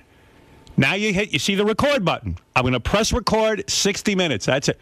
Boy, this is state of the art you have. State of the art. I go, now I'm going to put this in your house. No, I don't want this. I'm not ready for this. You're going to have to force it on. See if you can find that old VCR. Oh, my God. And so I said, I'm going to just force it on them. And my mother goes, no, don't force it on your father. He'll yell at me. Oh. I go, well, so let him yell at you. You can't hear him anyway. Right. What difference does it make? Right. Oh, it's unbelievable. Oh, that's too funny. But he will love it if he's forced to use it. Because of course. it's so easy. I know. He doesn't. He's afraid of it. He's afraid. It's like them with the with the answering machine. Yeah, but you gotta force it on him because he can't. He wouldn't even have to deal with tape. I told him. He goes, "What is it recorded on?" I go, "Dad, what do you give a shit what it's recorded on? It's going to be in there." That's right. It's there. But what if I want to watch it upstairs? I go, "It'll come through on every TV." But I don't want that. What do you mean you don't want that? I couldn't even understand what the hell he said. I don't want that because I watch downstairs. I take the tape downstairs. I go, yeah, but if you want to watch it in bed, you could watch it in bed. I don't want that. Oh, my God. He just, I don't know. I don't know what to do. You got to put it in there and just leave. It's hard, I got to break into their house. I got to break into their house. That's right, and give them something. Yeah. Oh, my God. So anyway, the Artie saga I didn't even get to. So over vacation in Mexico, I read Artie's book, and it fucking hit me like a ton of bricks. I went, oh, my goodness. Like, What's in there that hit you? Did you read it? No, I was... You have to read it. Yeah, I was meditating in the desert. What hit me... You wouldn't be meditating if you read it. Yeah, what hit me was, Fred read it. Benji, did you read it? They should have called the book, the title of his book should have been Ticking Time Bomb. Yeah, yeah. So anyway... That's what it should be called. You know, I've heard every one of those stories on the air that he said, but somehow when he puts it all in writing and in a book and it's all like one after another, I went, I said to Beth, I think, I didn't realize, call me crazy, la la land, or in denial. I said, I didn't realize just how fucked up Artie is. Oh. I mean, I really didn't, Robin. Oh, come on, Howard. No, I really did not read. I consider you an intelligent man. Like, part of me thought it was like... A shtick? Yeah. Oh. Because he's able to come here and be at work and pretty much. Well, come on, pretty much. And he's a comedian, and, comedians have a tendency to take things and blow them up a little bit. You're acting like he comes in here well-dressed, shaven. He just barely makes it. You know what, Robin? Whatever it was, I'm telling you, it hit me like a ton of bricks. I was like, wow. Like, when you read this book, you go, Jesus, Artie's really fucked up. Like, really fucked up. I love the guy. I love him. But, man, he really needs help. And, so I guess there were rumblings. I had been contacted by some guy who I didn't even know wanted me to come do a intervention with Artie and all this stuff. Yeah, and I was like, look, A, I don't know you. B, here's the thing with Artie. You were actually talking to this guy. No, through Gary. Okay. Here's the thing with Artie. I don't have a problem with Artie. The weird thing is... You don't have any stories to tell Artie that you've messed up. No. The weird thing about Artie for me is Artie does a great job here. And, my encounters with Artie are he shows up, he does his job, he's a delight to work with. All you could say is sometimes I look over and you're not there. Yeah. And that's okay, too, because Artie and I have had an understanding from the beginning that, there'd be times where, he said to me in the beginning, there would be times that I have things I need to get done, and I'm going to need time to do them. And I said, that's fine with me, because the balance works out somehow. Somehow we'll work it out. And it's been fine. I don't have a problem with Artie. I look at Artie and I see his weight's up. I know Artie struggles with drugs and alcohol. All that is horrible. But I don't have a problem with him. He does what he is hired to do. And but I know many people in his life have been having problems with him, and I'm sympathetic to that. But so I think those people participate in the intervention. No, is what you're saying. I'm thinking. Well, first of all, that's like if Ham Hands Bill called me and said, "Hey, let's have an intervention for Artie," and said, let's. I mean, I don't know. Yeah, who is this person? It's not like his sister called me or his mother called. It was like, some guy calls me who's some new guy in Artie's. I don't know. Maybe he wants this guy? Maybe he wants to hang out with Howard Stern. I don't know. It's always some guy. So you don't know who it is. I know who it is, but I'm not going to get into it. Right. I'll tell you off the air. All right. Some things I tell you off the air. But it was somebody who knows Artie. Barely, I guess. So, yeah, it was like, well, why don't I get together with Marianne from Brooklyn? And, without giving it away, just exactly how does he know Artie? It doesn't matter. But whatever it was, I don't know what it is, guy. Gotcha. So, he's inviting me to a party with Artie. I'm going to show up. Artie won't even be there. For all you know, you show up and the guy rolls you. Yeah. So... And by the way, I didn't even know what the hell we were doing an intervention for, because as far as I know... You didn't know there was a reason. I don't have a reason. At the intervention, I'd be praising him. I'd be sitting there going, hey, Artie, you're doing a good job as far as I'm concerned. Whenever I hear intervention anymore, I think of that scene in The Sopranos where they'll try to do an intervention with Christopher. Right. And then they just punch him? Yeah, they just beat him. There's your intervention. So anyway... so I always hear rumblings that things are going on with Artie and this and that, but I don't know. I'm just, despite listening to us on the radio, the time that Artie and I get together, or Robin and I get together, we get together on the show. But you don't look at him? Yeah, he looks terrible. I mean, he's fat. I mean, but, well, he's not just fat, Howard. Oh, really? What else is wrong with him? Oh, my goodness. He's sad. Oh, There's this overwhelming... aura of sadness. Oh, really? I don't pick that up. That surrounds Artie as soon as the mics go off. I'm too busy staring at Fred, honestly. Should be looking over at the sad guy. You don't see any sadness there? All right, well. In fact, everyone in his room's pretty sad. You know what I mean? Benji, take a look at him. Is there happiness? True. Right. That's true. You look around this room. Yeah, I'm a bundle of you joy. Would cry. Yeah, so forgive me for not noticing sadness. I don't know, but after reading Artie's book, it's like we're amateurs. Well, yeah, reading Artie's book. Yeah, I finally am not the most fucked up person here. Reading about his suicide attempt. I mean, it's just horrible. It's one horrible thing after another. And I said, gee, when I get back, I'm going to talk to Artie. After I read the book, I said, I'm going to talk to Artie and just say, I read your book. I even called him and left him messages. And I read your book, and it was brilliant and funny and also just so sad. And I even left a message saying I didn't really understand the extent of your problems. And, if there's anything I can do, or, that's how bad I felt. Oh. So anyway... I get a call from Fafafui about a week ago. And Fafafui informs me that Artie has checked in to a very intensive rehab. And that, this is what was required. I guess Stacy, his sister, had sat down with him, and I think Colin Quinn had sat down with him. Wow. And that was by the way, that was the entire intervention. It was Stacy and Colin. Yeah, it was just Stacy and Colin, which is great. And that makes sense to me because Stacy is his sister. Well, Stacy is his sister, and she knows him. And Colin is good. That good a friend of his? Colin's a real good friend of his. I didn't realize they were that close. Yeah.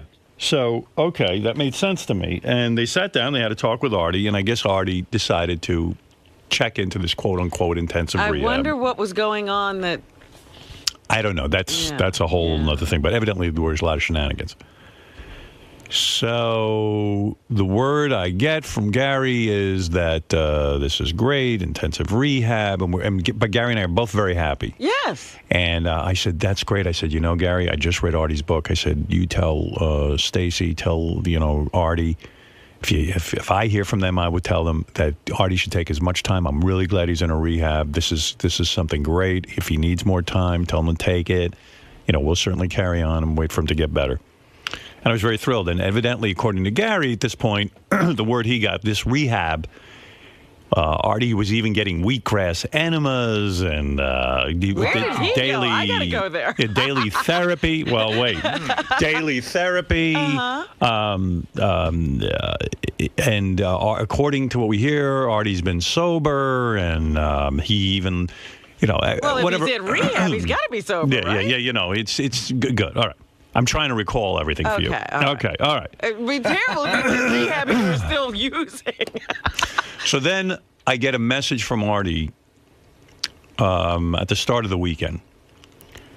Hey, Howard. This weekend? Yeah. It's Artie. Just want you to know, I know you heard from the grapevine. I'm in rehab. I got to tell you, I never felt better in my life. Now I'm paraphrasing. He goes, I got in there. I'm sober now 12 days.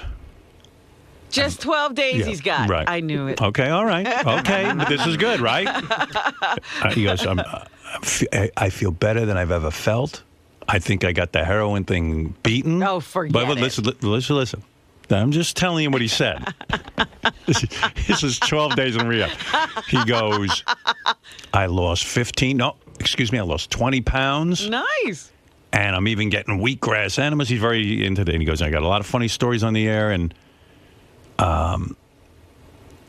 it's going great, and I'm getting some color. I feel out, and I feel good, and I'm telling you, I feel the best I've ever felt in my life. And I'll be back. I'm going to miss Monday and Tuesday, and I'll be back Wednesday. No. Yeah, wait. Is that enough enemas for him? Wait. So I'm saying to myself, what kind of rehab has he? He says therapist at the rehab, but the therapist is going to recommend somebody here, and he really is going to be in intensive therapy and blah, blah, blah. Okay. Sure. So, I called him back. I got his cell phone, and I said, that is great news.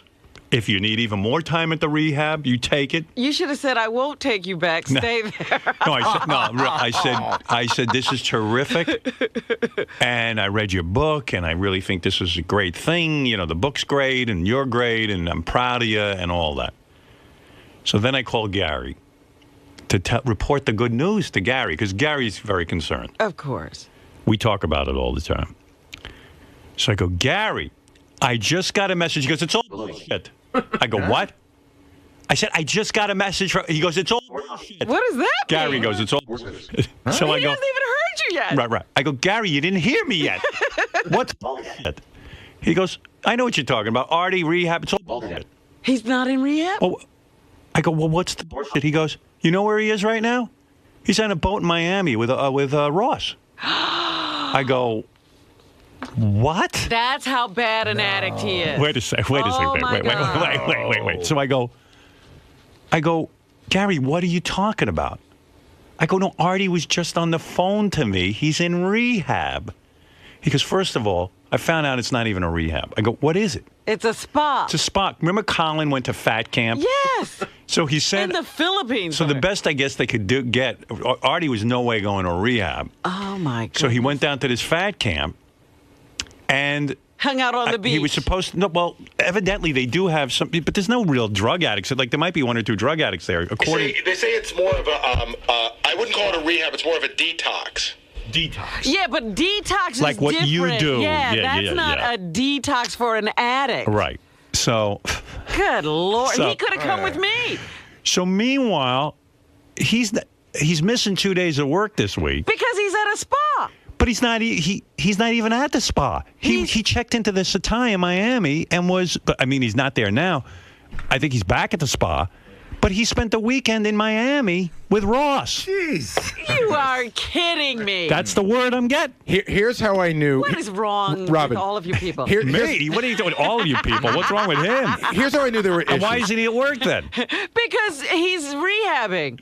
If he's rehabbing, rehab. He's don't doing go to his own version. Don't go to Miami. That's it. Part of it, but we included a trip to Miami. If I could design my rehab, that's the way it'd be. And then I'm getting word that Artie's so bad. I think there were two guys going down there that were supposed to keep their eye on Artie. We hear they were partying in Miami with Artie. But I don't know if he's partying. Wait a minute. He's hiring people now to watch him. No, it was just some other guys who were going down there. But there were people that were in with Artie that Stacy was trying to get to keep an eye on Artie, and instead they went with Artie. Oh, my. But Robin, okay, listen to this. He corrupted their detox. Yeah. He's really getting good now. Listen to this timeline. I get a voicemail from Artie on like December 28th, and the whole thing. Yeah, listen, I'm in rehab. Blah, blah. I won't be back till January 17th. I go, that's great. Yeah. And I'm doing the numbers. Real. And even those numbers, I'm going, okay, December 27th is 4 days and 17 is 21 days. Okay. That's a little on the short side. They were 28, but 21. Okay. Then the next message, I get an email from Teddy saying that Artie will now be back on January 13th. And I'm like, all right, now that's a 16-day rehab. All right, okay. It's not even a rehab. He's doing so well, they're cutting his time. Then I get an email from Teddy or somebody saying, or a voicemail that Artie will be back on the 7th. Yeah. Oh, I get the email from Teddy. Artie's going to be back on the 7th. Now I go, what is that, 7, 8 days? 2 seconds later, I get a mass email from Caroline's that Artie's appearing at Caroline's on January 9th. You know what I mean? So I'm like, what the fuck?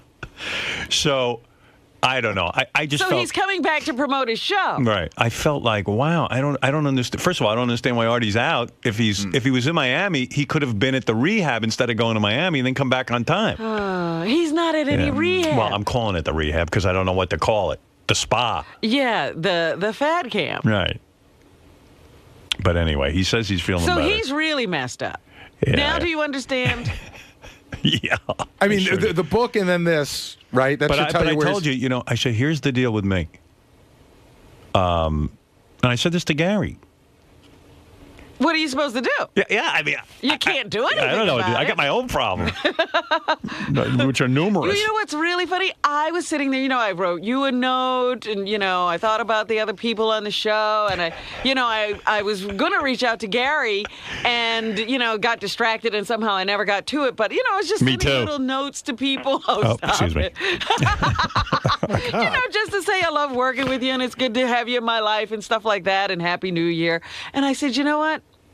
Artie's not on email, so I can't get to him that way. Right. Do I dare call? It's been a couple of weeks away from work. Oh, you can call. You can text. Wait, you just reminded me. That's the other thing. So I get this long message from Artie that he's in rehab, and then 2 days later, my phone's going off like crazy with text messages. So I'm texting Artie back and forth, and I think to myself, when you go to rehab, don't they take away all your phones? Yeah, you're not supposed to be in contact with anybody. And he says he's got a BlackBerry, which is in essence a phone. Right. So I don't know why he wasn't calling me. I don't know why he was texting me. All right. Because he's got a phone. Because he said to me, this rehab is this insanely expensive rehab, but meanwhile, it's not even rehab. It's not rehab We at spent all. It's a spa. Artie and I spent 2 hours on New Year's Eve from like 2 o'clock to like 4 o'clock texting each other. He's like, and he's funny. From He's 2 to 4 in the afternoon? In the afternoon, yeah. He's like, what are you supposed to be in counseling? I don't know. He said, like, what do you... group is coming up. He said, sorry to bother you while you're skiing with your family. And I said, no big deal. I'm just sitting here watching the Twilight Zone marathon. And he wrote back, please watch the Elf marathon. I need the money. No. Well, anyway, that's the Artie story. So Artie will be back on Wednesday, I guess. From where we don't know, vacation. I guess. But From really, vacation. But really, he'll be back tomorrow night because he'll have to be back tomorrow night to be here for Wednesday. Right. So that's okay. So it's January 6th, and he went in on the 27th. He went in. So 27, 28, He 29, went into 30, a luxury 31. spa. What, 10 days or something? 10 days. Yeah. 11 days. Yeah. Well, there you go. That's the Artie saga. Basically, what happened was he, I guess, signed on. Oh, but how do you take a break in Miami from that even? Oh, let me ask Artie. He's on the phone. Hold on. Artie. He's laughing at us. Artie, are you laughing at me because you're not here at work and I think you're in rehab? Right. Yeah, that's what I thought. So where are you really? I must be an idiot, huh? Right. How many more times can you pull the wool over his eyes? Thank you, Artie. I'm not bullshitting anybody. You're not? All right.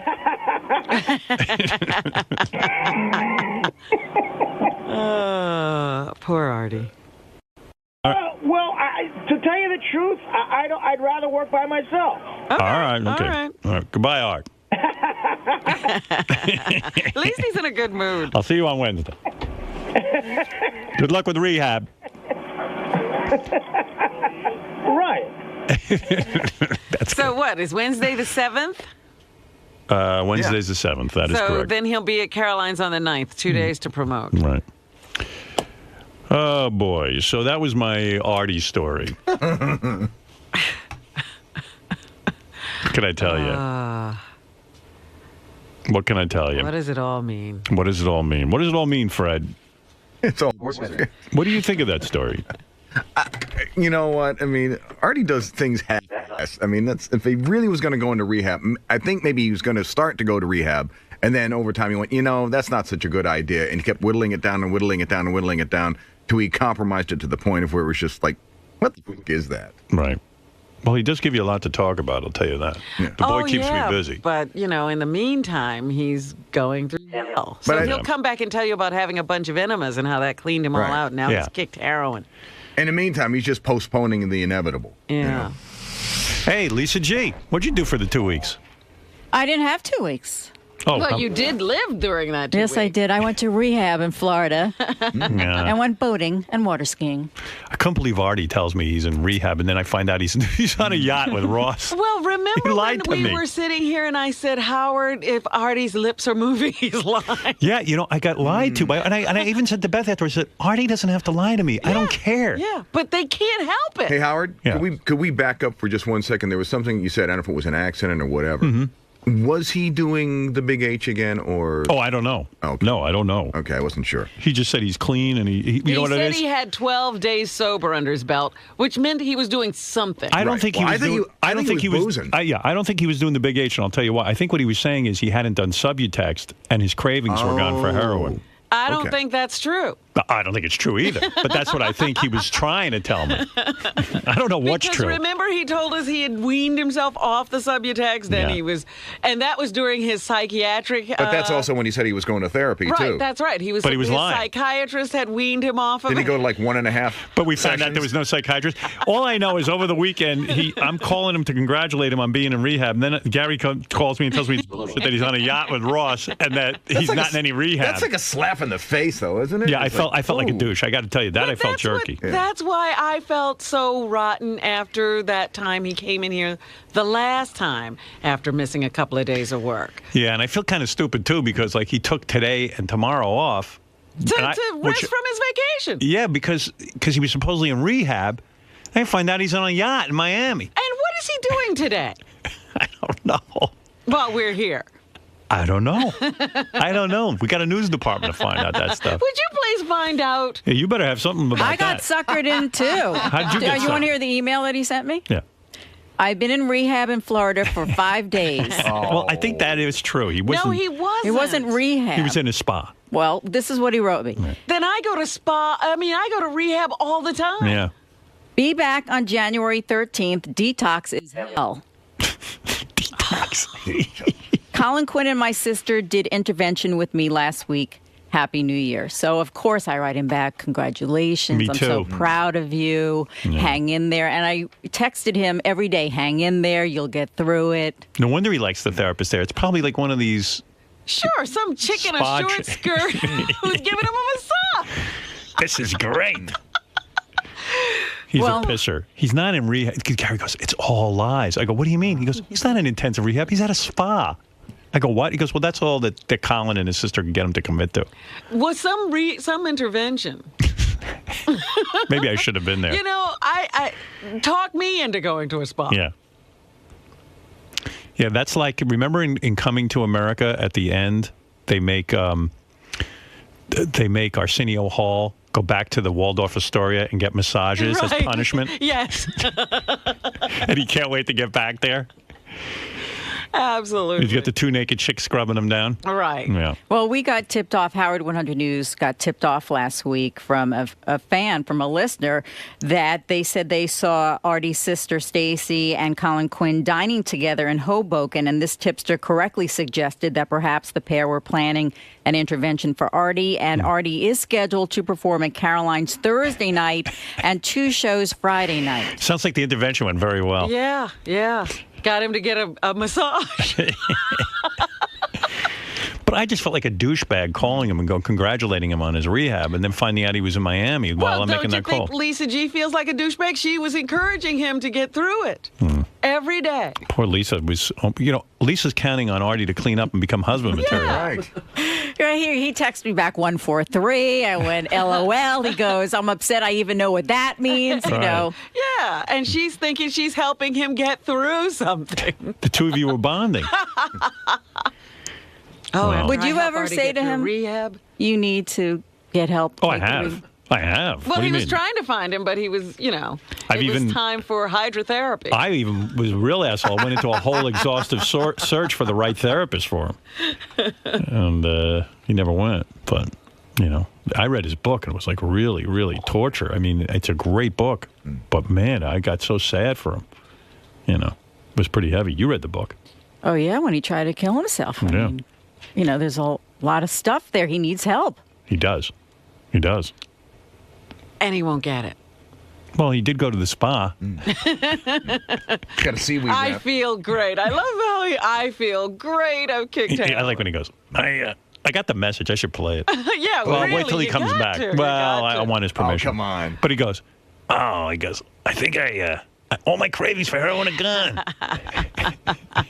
I think I beat it. Right, I think he had the wheatgrass up his Yeah, ass when he was did. at that. But then the whole cycle starts again because then he starts making fun of trying to get help. But Yeah. you know what? Even when he said I got great material for that. That's all he's doing. Yeah. He's looking for material.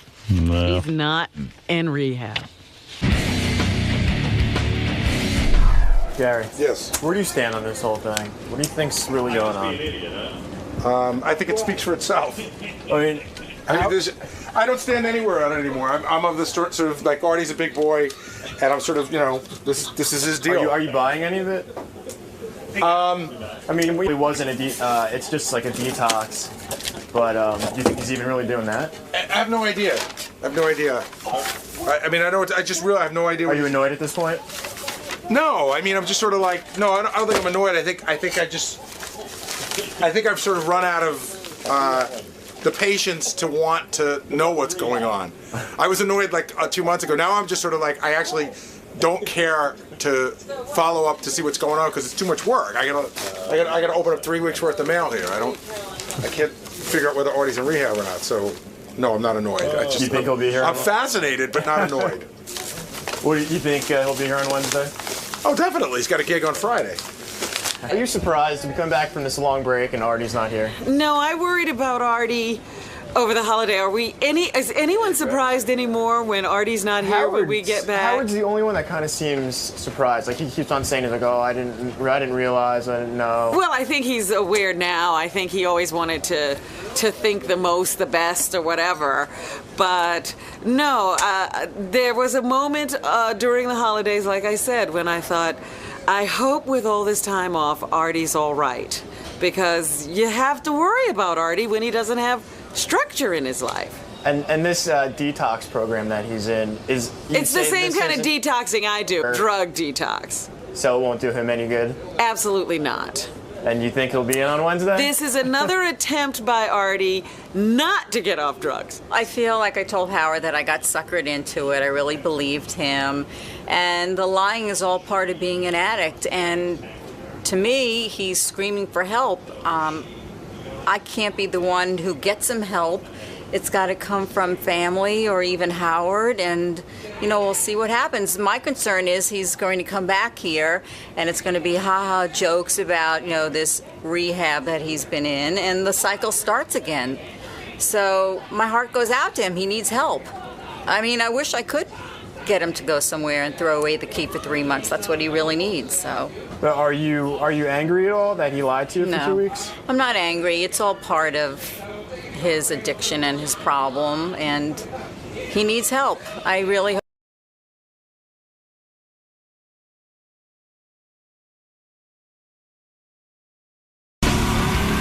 Well, I don't even know what I should say about this next topic, but maybe I'll take a break. Gather your thoughts. I'll gather my thoughts. I guess you've guessed what the next topic is. Yeah. What do you say? I don't know. I mean, there's a story in the paper. I know. There's a story in the paper about Artie. And I'm so upset about the story that, I was actually hoping it wouldn't come out. Yeah. And we were, we had a couple of days of grace. I thought we were out of the woods with that. I thought that basically, I actually was kind of impressed that, Artie's family has said all along this is a family matter. And we're not going to talk about Artie's situation. And I was glad they said that. And then I was even more sort of surprised, remarkably surprised and glad that Artie's situation has been kept quiet. Well, I was shocked because, as I said, there are so many of these outlets now. There's internet places, there's all of the TV shows that people and the tabloids themselves, and somehow or other, they're always hunting for information. Yeah, and I really would love to know who the scumbag is who releases that information to the press, who sneakily finds something out and then tells the press, because this really is a private matter and something that has got me so distressed and so upset and so just bewildered. I don't even know what to think. I'm angry about it. I'm sad about it. I'm just all over the place emotionally about this whole thing. You know, I've been working with Artie, as we all have, for, what, 9 years or so? Okay. So, I don't know. I'm pissed off that the story got out there. Pissed off at the shithead who had who maybe got paid $10 to tip off, Page Six. Yeah, what do you get out of that, really? And honestly, I don't know what to say about this story, because it's such a mind-boggling thing that's gone down that, I don't even want to in any kind of way say the wrong thing or I think the word is exacerbate the situation. It's just I don't even, this is a family matter. I don't know what to do. I don't know what to say. I work with Artie. I love Artie. I said to people the other day, just remember how great Artie is and what a wonderful guy he is. He's got a good heart, Artie. And I know everybody has their demons. I've said this many times. Everyone has their demons. Everyone, except Fred. Everyone has their demons. I think Fred is a demon. He doesn't have one. He is one. Everyone has their demons, and that including myself. But he's wrestling with some serious stuff, Artie. Well, right now his demons are getting the better. They are, and I only wish him well. And I hesitate to even read the story, but I guess it's out there. Well, people can read it for themselves. I mean, I don't think that. I just feel weird about it. I don't know what to do or what to say, or not that there's anything to do. It's a terrible position to be in. It is. Because it leaves you. We were talking about someone else's plight the other day, and surely the family isn't ready to come on the air and talk about it, right? And that's the situation we're in. There's no way we could talk about this rationally or have some perspective on it because it's too close. Yeah.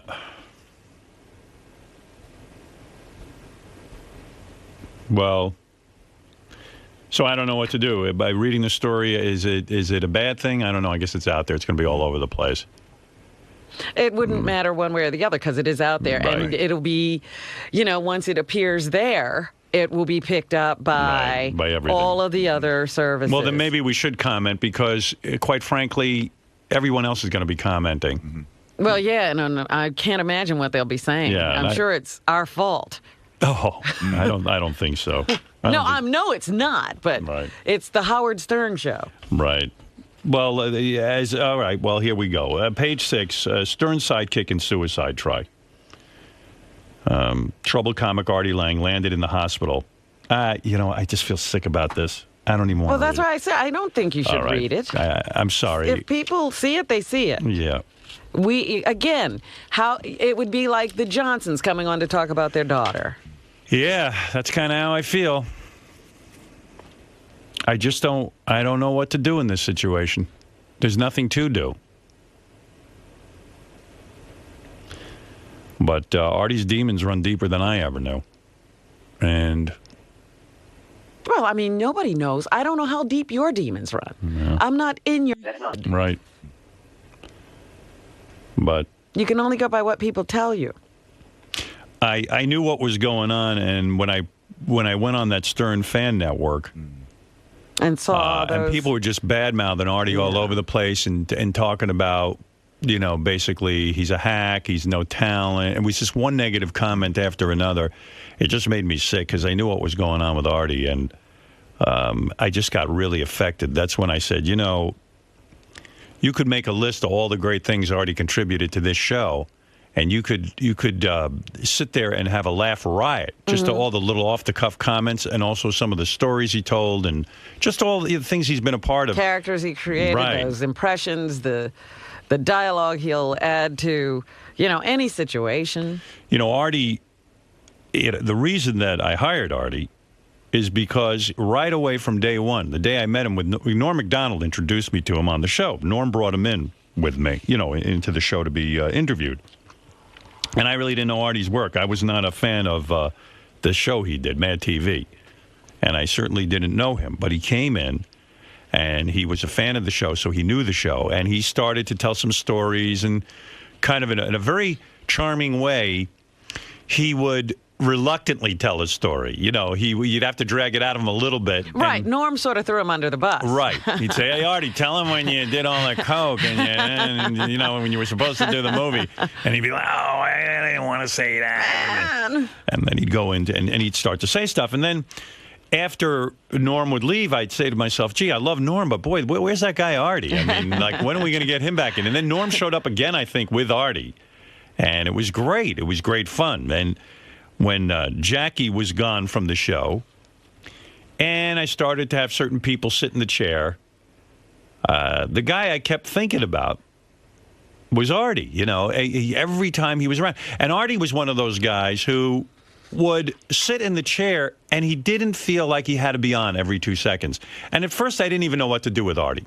You know, at first, when we brought him into the show, I thought that maybe, like Jackie, I'd say to Artie, well, why don't you write a few lines or something, you know, because that was Jackie's primary function. He would sit there and write a line or go into a writing session with us and write.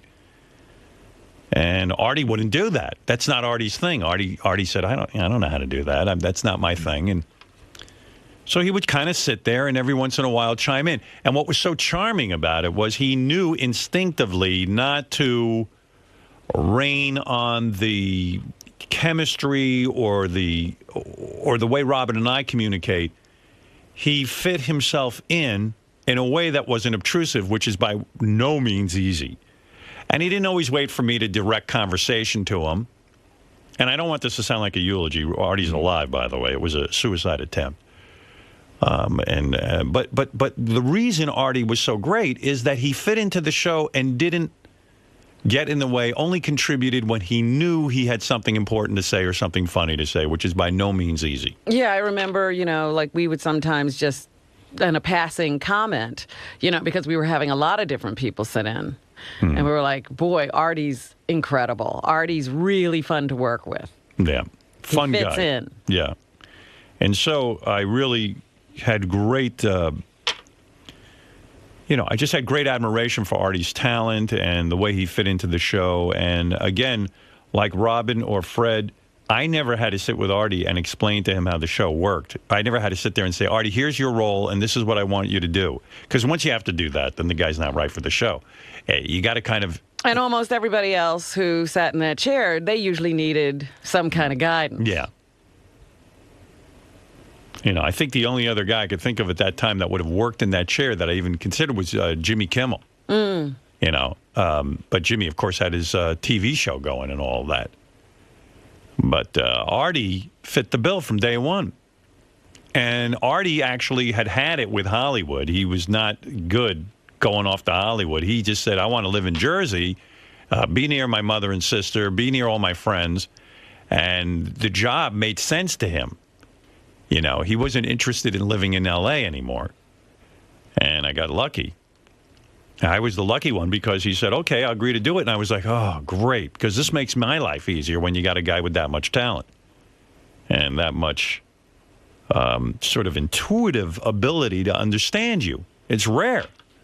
You know, and people have said to me from time to time when they would say, you know, these guys on Stern Fan Network who were making these horrible comments about Artie over and over and over again. And I know it represents a very small part of the audience. But they were just making these comments. And I said, boy, how easily people forget how difficult it is to incorporate someone into a show and not to destroy the chemistry, but to make it great and all the great Artie moments and all that stuff. And, you know, through it all, thick and thin, I've always tried to maintain my loyalty to Artie. And at times it's very trying because Artie has had some rough times. And sometimes even people would come to me and say, well, it's not fair.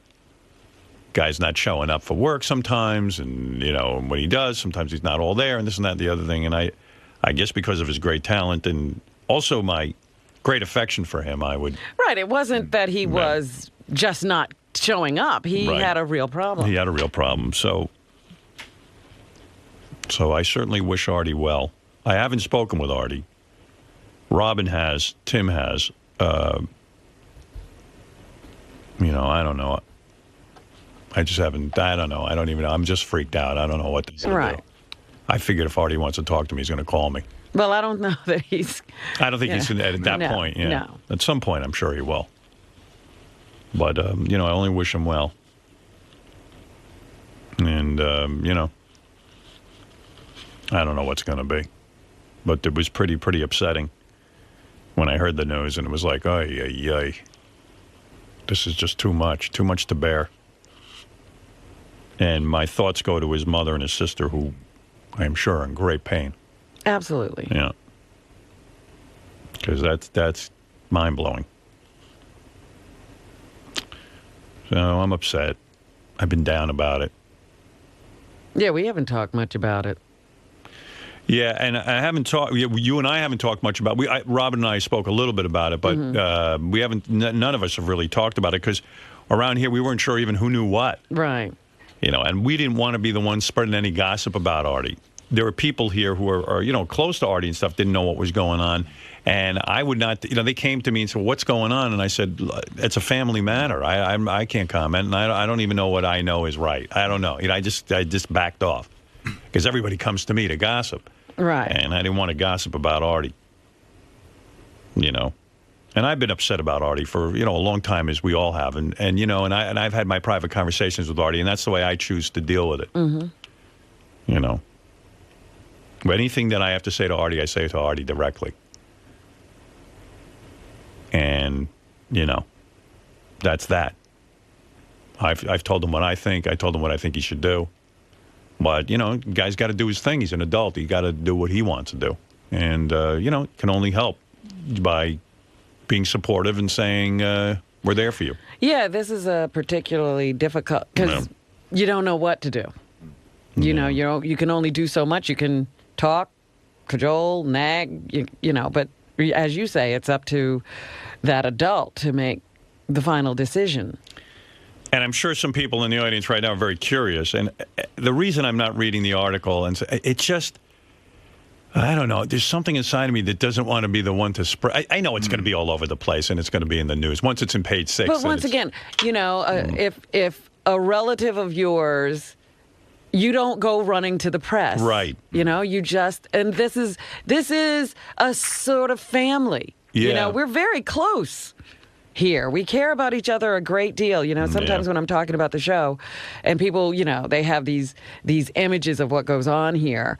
And I say, I love everybody I work with. And I really enjoy seeing them. I enjoy seeing them thrive. And it tears my heart out if somebody's going through some pain. Yeah.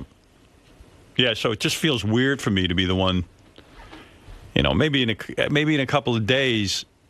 I don't know what's good, but the whole thing's a mess. Well, you know what this is like? I mean, a lot of times, we're the first people to tell people of others' tragedies. Right. And, we've had people call up and go, oh, you guys are heartless. What if this was happening to you? And this is what it's like when it's happening to you. Yeah. You don't want to talk about it. Hey, Mike, you're on the air. Howard. Hey. Hey, man. I think Artie's the greatest thing that happened to the show. It was a breath of fresh air because, Jackie would laugh at his own jokes and he'd get upset. Jackie did a good job Let's for Artie. bury Jackie. Forget Jackie.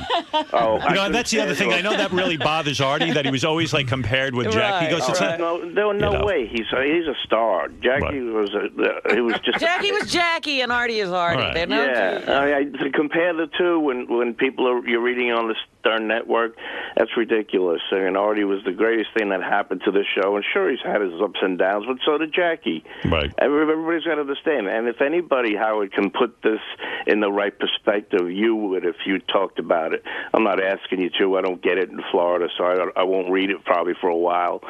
But if anybody would set it straight, it would be you. And, that's all I got to say about that. When you read it, it's so painful. That's why, I mean, it's just so mind-blowing to me that I understand. That's why I'm not even going to say yes. All right. I just feel weird about it. I don't know. I can't even tell you why. It's probably stupid, but maybe Robin says it best. It's just when you're like a family, it's like, ooh. Sure. I mean, I'm you don't know what too. to say. So I know exactly where the family's coming from. Italians, we keep everything to ourselves. Exactly. It's one Italian to another, you understand. So thank you. All right, Mike. All us Italians All know. us Italians know. Thanks, Mike. Pete, go ahead. Hey, now. Hey, now. Hey, I just wanted to say I appreciate the way you handled the Artie thing with the respect. As a recovering addict myself, I've been there, and I just love Artie. He's my hero. He's hilarious. He does great on the show, and you guys have just handled it so well. Okay. Thank you, Pete. All right. There you go. Marianne from Brooklyn. Howard, I know you shouldn't. I can't believe it, Howard. I just read it. I shared so many nasty words with Artie back and forth, but really, I cannot believe it that he is so sick. And Artie, I hope and pray that you'll get better. I don't think it's I just don't know what to say, Howard, and I cannot believe It's it. a real Howard, tragedy. It's a real tragedy. I feel sick to my stomach, Right. and I feel like I hope and pray that Artie will be better to come back and tell us that he's well, and his mother and his sister. I met them, Howard, so many times. They were so good to me, and Artie and me had this thing going, love-hate, but that's something, Howard, I never expected to hear ever in a million years. All right, and I'm Marianne. heartbroken, Howard, over Artie. All right. Thanks, Marianne. Well, there you go. What can I tell you? Maybe today's sad day because Charlie Murphy's stopping by. His wife just died. I know. Yeah. Is he out already? Yeah. His wife just died a couple of weeks ago. He's coming in. He's got something going I on. guess he had a gig. Yeah. And Curtis Lee was stopped by to tell you how he lost his gig. Oh, God. Man. Today's not a great day if you're looking for an up kind of show. Well, I tell you what. Since we got back from vacation, I've been sitting here thinking about Artie. I mean, it's like it's been weird not talking about him that much, and But it made me feel better because we were being positive. Right. We were just thinking well of Artie. We weren't talking about the specifics and right. Just the good parts. It's a miracle he's alive. So it is. It's a miracle. Oh, I know it's a miracle. But I don't know. I don't even know what condition he's in now. Well, he's doing well physically. Hi, Mary. Hi, Howard. I just read the article. I can understand why you don't want to read it over the air. I'm not even sure why I do. I think maybe I'm in some kind of denial or something that I don't want to face we it. are. We've been sitting here like everything's going to be okay. Yeah. It's very painful, but do you know if there's an address we can send cards to or anything to let them know that? I don't know that. I don't know. You don't? Okay. I'm just really upset. I love Artie, and I really miss him. And You could probably send them. You could probably send them to us, and we could get them to Artie. That's okay. You could do that. Then we'll take care of it. Okay. Thanks, Howard. Give Fafafui something to do. Do you think this will go well? Yeah. You know what? Actually, I'm going to make I'm going to refute what Robin just said. Don't send them here because Fafafui will explode. I don't think he can handle one more thing. It'll all end up in my bag. Yeah, Artie will never see the cards. Mary, don't send them here. It's a big mistake. Okay. All right, thank you. You can send them here. Thank you. Robin will handle everything. Gary has medicated Pete, I remember, to help him with the cards. There you go. He's his assistant. Yeah. Gary's taking medicated Pete under his wing. Yes, he's been staring at me all morning. Yeah. What's that? What are you going? I know. Oh, my God. He's like over Gary's shoulder like a parrot. You just saw my day. Pete, what are you doing? Pete, what are you doing? What? Oh, go in already. Yeah, come in. Gary. No one. I said we should keep Pete as an intern, but nobody knew what to do with him. Are you doing anything out there? Staring at Gary. Yeah. So what do? You just stand there? Does Gary have you doing anything? Yeah, I'm like answering phones and stuff. Yeah. What are you answering? What kind of phones are you answering? There's always Exactly. somebody answering phones. You mean you're screening the phones? That's a scary thought, by the way. Wow. Howard, the interns, we have 3 interns that answer the phones in the morning, not the phones that Will screens, but just the people call on the regular line, and we get a lot of good stuff that way. So someone's got to answer those phones. So medicated Pete's like the. He's the gatekeeper. He's the gatekeeper. He's one of the gatekeepers. Yes. But he does. Pete, today's been good, but the first day he must go to me 10 times. He goes, need anything? Need anything? I said, Pete, I promise you, I'll tell you when I need you. Yeah, Pete. I'm in his face. Yeah. I know it might get boring out there because we're having trouble thinking of stuff for you to do. Well, maybe we'll give you the Artie mail. You want to handle the Artie mail? Sure. All right. So if cards come in from Artie, for Artie, you'll compile them and get them to Artie? Personally, I don't know how to get it to him. Well, just give them to me. Yeah, to Robin. I'll take care of it in the time. Me or Tim, yeah. You see, Pete, when Medicated Pete was here last semester, he was with Scott the engineer, so we had a function for him. Now he's kind of like different setting this time. This time it's like nobody knows what to do with him because I just we just wanted to keep him around. We just want to keep him around. So I hear primarily he just lingers around John Hine, and I think it's getting to John. I don't know. You like John Hine, right? John's a cool dude, actually. Yeah. So like you just kind of hang back there with him. Yeah, we talk about stuff. You know. Maybe you should be our spokesperson for the Artie situation. If people call in, like you could just be like a grief counselor. You know what? Seriously, I wouldn't even know what to say because that's a terrible situation. So you wouldn't even know how to handle that. That's exactly what you need to say. It's tough. Say to the people, I don't know what to say. This is a terrible situation, and move on. Go on to the next call. Right. Yeah. Yeah. So anyway, we'll think of some junk for you to do. Don't worry. You know what I mean? It's going to work out. He's only here 2 days a week now. I know. We only have him 2 days. It's Mondays and Thursdays now. So what do you do on like Tuesday, Wednesday, and Friday?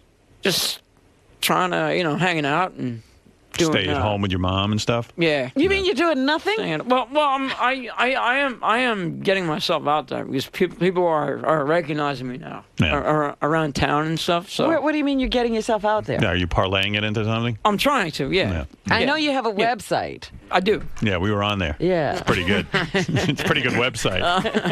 Yeah, way to go. A lot of hits, actually. Yeah. How many hits? JD's in the house. What's up? Hey, JD. We got. I don't know. Did you want to answer your question? Or? What's up? What? We got an email. I got an email about Pete. That he got thrown out of a bar recently for like sticking his tongue out at a girl and stuff. Wait, man, don't get crazy. What are you doing? You're acting like a rock star. This was over the holidays. I overindulged a little bit, and yes, this is. What true. did you do? Well, I got a little crazy at the local tavern. And you stuck your tongue out at a girl? And I don't even remember I did that. You were that wasted. It was at the Globe Hotel in down in Jersey, and I got a little rambunctious, as they say, over the holidays. Do you go in there and tell them you're Medicated Pete, and then you... Medicated Pete. Well, the everybody there knows who I am. So. Did you ever say, "Don't you know who I am"? You're lucky to get my attentions. Someone told me you're selling T-shirts now, huh? Yeah, so I'm getting that going. Yeah, what's the T-shirt look like? What's it say? Well, we haven't. I'm working with somebody on like a design, so I haven't really come up with like a definitive logo yet. Oh, so we're designing it. But guy's parlaying himself. And someone told me you're in talks with Beetlejuice's manager to book appearances. Yes, I am. Yeah. I am. Yeah. He's little enough to throw, isn't he? Yeah, you could do some dwarf tossing with this kid. Wow. Yeah. How about a blank white T-shirt? Like that'd be the Medicated Pete T-shirt. Right. I love those, and they don't offend anyone. Right. You know? Nobody's reading your chest. Yeah. Yeah. Yeah. Well, anyway, listen. Good luck with the internship. It's good to see you guys again. Yeah, good to have you back. Yeah. We'll figure out. Did you miss us? You miss us on the other days? Actually, yeah. It's looking forward to coming into work. You know? Yeah. Your mom must love us because we get you out of the house, right? I mean, it's nice that you have somewhere to go. Yeah. You've been working on your stand-up at all? I have. Yeah. Get any jokes? I mean, I have this whole Tourette's thing. Like it's cool, you know. What do you got there? What kind of jokes? You got Tourette's material? Well, it's all improv, but it's based on the Tourette's. So it's just I just What do you do? It's improv. I'll just go out and talk off the cusp, you know. Yeah. Whatever. Do a little of it here. What do you do? I'll just say, you know, I'm twitching. I can't stand up, and oh my God, and you know, the chicks must think I'm nuts, and you know. just sort of go and. You're already 100% better than Beetlejuice. He doesn't say anything. And he does stand up. Yeah. So what do you do the other days? Like, okay, so here we know you come in and we're trying to think of stuff for you to do so you can intern. But what do you do the other days around the house? Like, you just, sit there? Do like, house stuff. Like what? Like, I don't know. I think on those days he's on his own. He's thinking of things for himself to do himself. What do you do? Like, you just sit there for a while and eat breakfast and. Yeah, and then I'll like I said, I'm working on this T-shirt thing, so I'm down with these with the guys at the T-shirt place. Yeah. Is a T-shirt that hard to design? Yeah. How long are we going to take with it?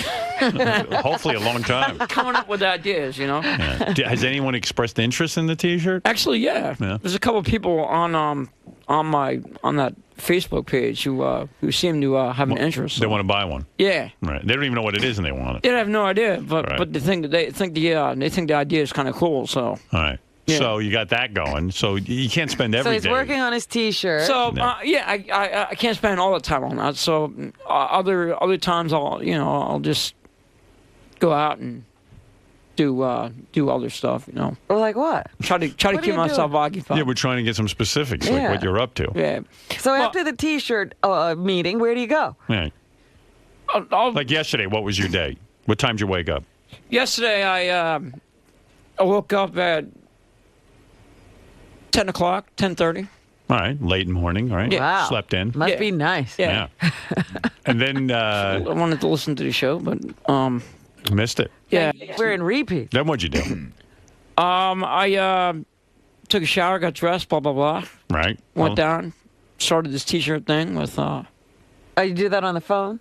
No, I actually go into the place, like physically. And, put in a few hours? Yeah, put in a few hours. And I actually got to call some chick, and we actually had a cup of coffee yesterday, so that was kind of Really? Cool. So, How'd that happen? About what? What'd you call her about? I just she had given me her number, so I ran that into midget her. girl? No, this is somebody totally different. Wow. Where did you meet this girl? Well, what happened was I ran into her because she had an accident, a car accident with she got into a car accident. That's what I'm trying to say. So I went over and tried to assist her, tried to help her out, and she was kind of scared, and nervous and stuff, and she was getting all frazzled and stuff. So I said, she knew you from the show, or just like some? No, this was she had no idea who I was. Wow. So, Nice. So that's how he meet women. He waits for accidents. That's a cool move. And one thing led to another. So did you hit her with your car? Is that what? No, somebody. I was just like walking by and I noticed something was going on. Yeah. So you went and helped her out. So I just figured I'd go over and help out. Nice looking woman. She's cute. Full sized. She's she's slightly taller than me. She's like brunette, so she's kind of cool. So when she was all frazzled from the accident, you assisted her, and then you said, "Hey, let me have your number." Yeah. And then she said, "Okay." Yeah, she gave it to me. And then you called her up and said, "I want to meet you for coffee or something." Very surprised. Yeah. Wow. And she met with you. Yeah. And how'd that go? It went well, actually. Is she interested in you? Unfortunately, she just got out of a bad relationship. She told me, so she's not ready to jump into something. Yeah. You know what happened, Howard. This is like a Munsters episode. Right. She was shook up from the. That's right. She couldn't see. I think she was all frazzled. Right, and then she sat down with him. Yeah. Hey, there's a big fan of yours on the phone, real quick, because I got to get to Charlie Murphy. Sure. But there's a big fan of yours on the phone. Wants to say hi. Sure. Hi. What's going on? What do you like to do? Your name is Pete, right? Yeah. Okay. Go ahead. Ask Pete a question. So what do you like to do? Go ahead. What's up? I don't know. Like to hang out and stuff? Exactly. Yeah. Chill? Like to drink? All right, Pete. Thank you. What are you into? What are you interested? Okay. I'll talk to you later, man. Later, man. All right. Why do you want to talk to me? All right, Charlie Murphy is here. I got to take a break, though, first. And, that's a pretty cool thing. Pete's hanging out at dangerous intersections and meeting women. It is like a Munsters episode. The best. You know what? Tower TV should do a special where Pete tells the story and then they do a reenactment. And then make it like the Munsters. The girl gets out of the car and she's like, I met a guy, but I'm not sure what was going on. But he called me for coffee. And she goes and sees him. And then she gets out of there. Wonder how quick the lunch was over. It was just coffee. And then she said, I'm in a long-term relationship, and I just got out of it. And then, give me an espresso, something short. I'm out of here. Pete, welcome back, man. Thanks, pal. Good to be back. Excited to be back. Good to be back. You gotta find something to do around here. In the mix again. Yeah, exactly. I'm sort of a little. I'm like I don't know. I'm like a show vagabond right now. But you're answering some phones, right? Answering phones, pretending to work. You like that? You like answering the phones, or you'd rather have more hands-on duties? I like the hands-on, but whatever. I mean, maybe be on the air some more. Yeah. I think it's kind of cool. So the whole thing. Just happy to be doing back. A little bit of doing a little bit of everything around here. It's kind of cool. So You got a website up, man? Jeez. I do. You getting T-shirts out there? In the middle of that right now, and we'll see what happens. You're a rising star. Seems like it's a good thing. Scott Goodstein. Scott Goodstein? Scott Goodstein. Doug Goodstein. Wow. I had Scott on my mind. Do you miss working for Scott? It actually felt different coming in here the other day because I was like getting used to like going into Scott's office and stuff. Now it's like it's a totally different thing now. So, but we'll see. We'll see what happens. Pretty cool. All right, thanks, Pete. Hey, man. No problem. How are you?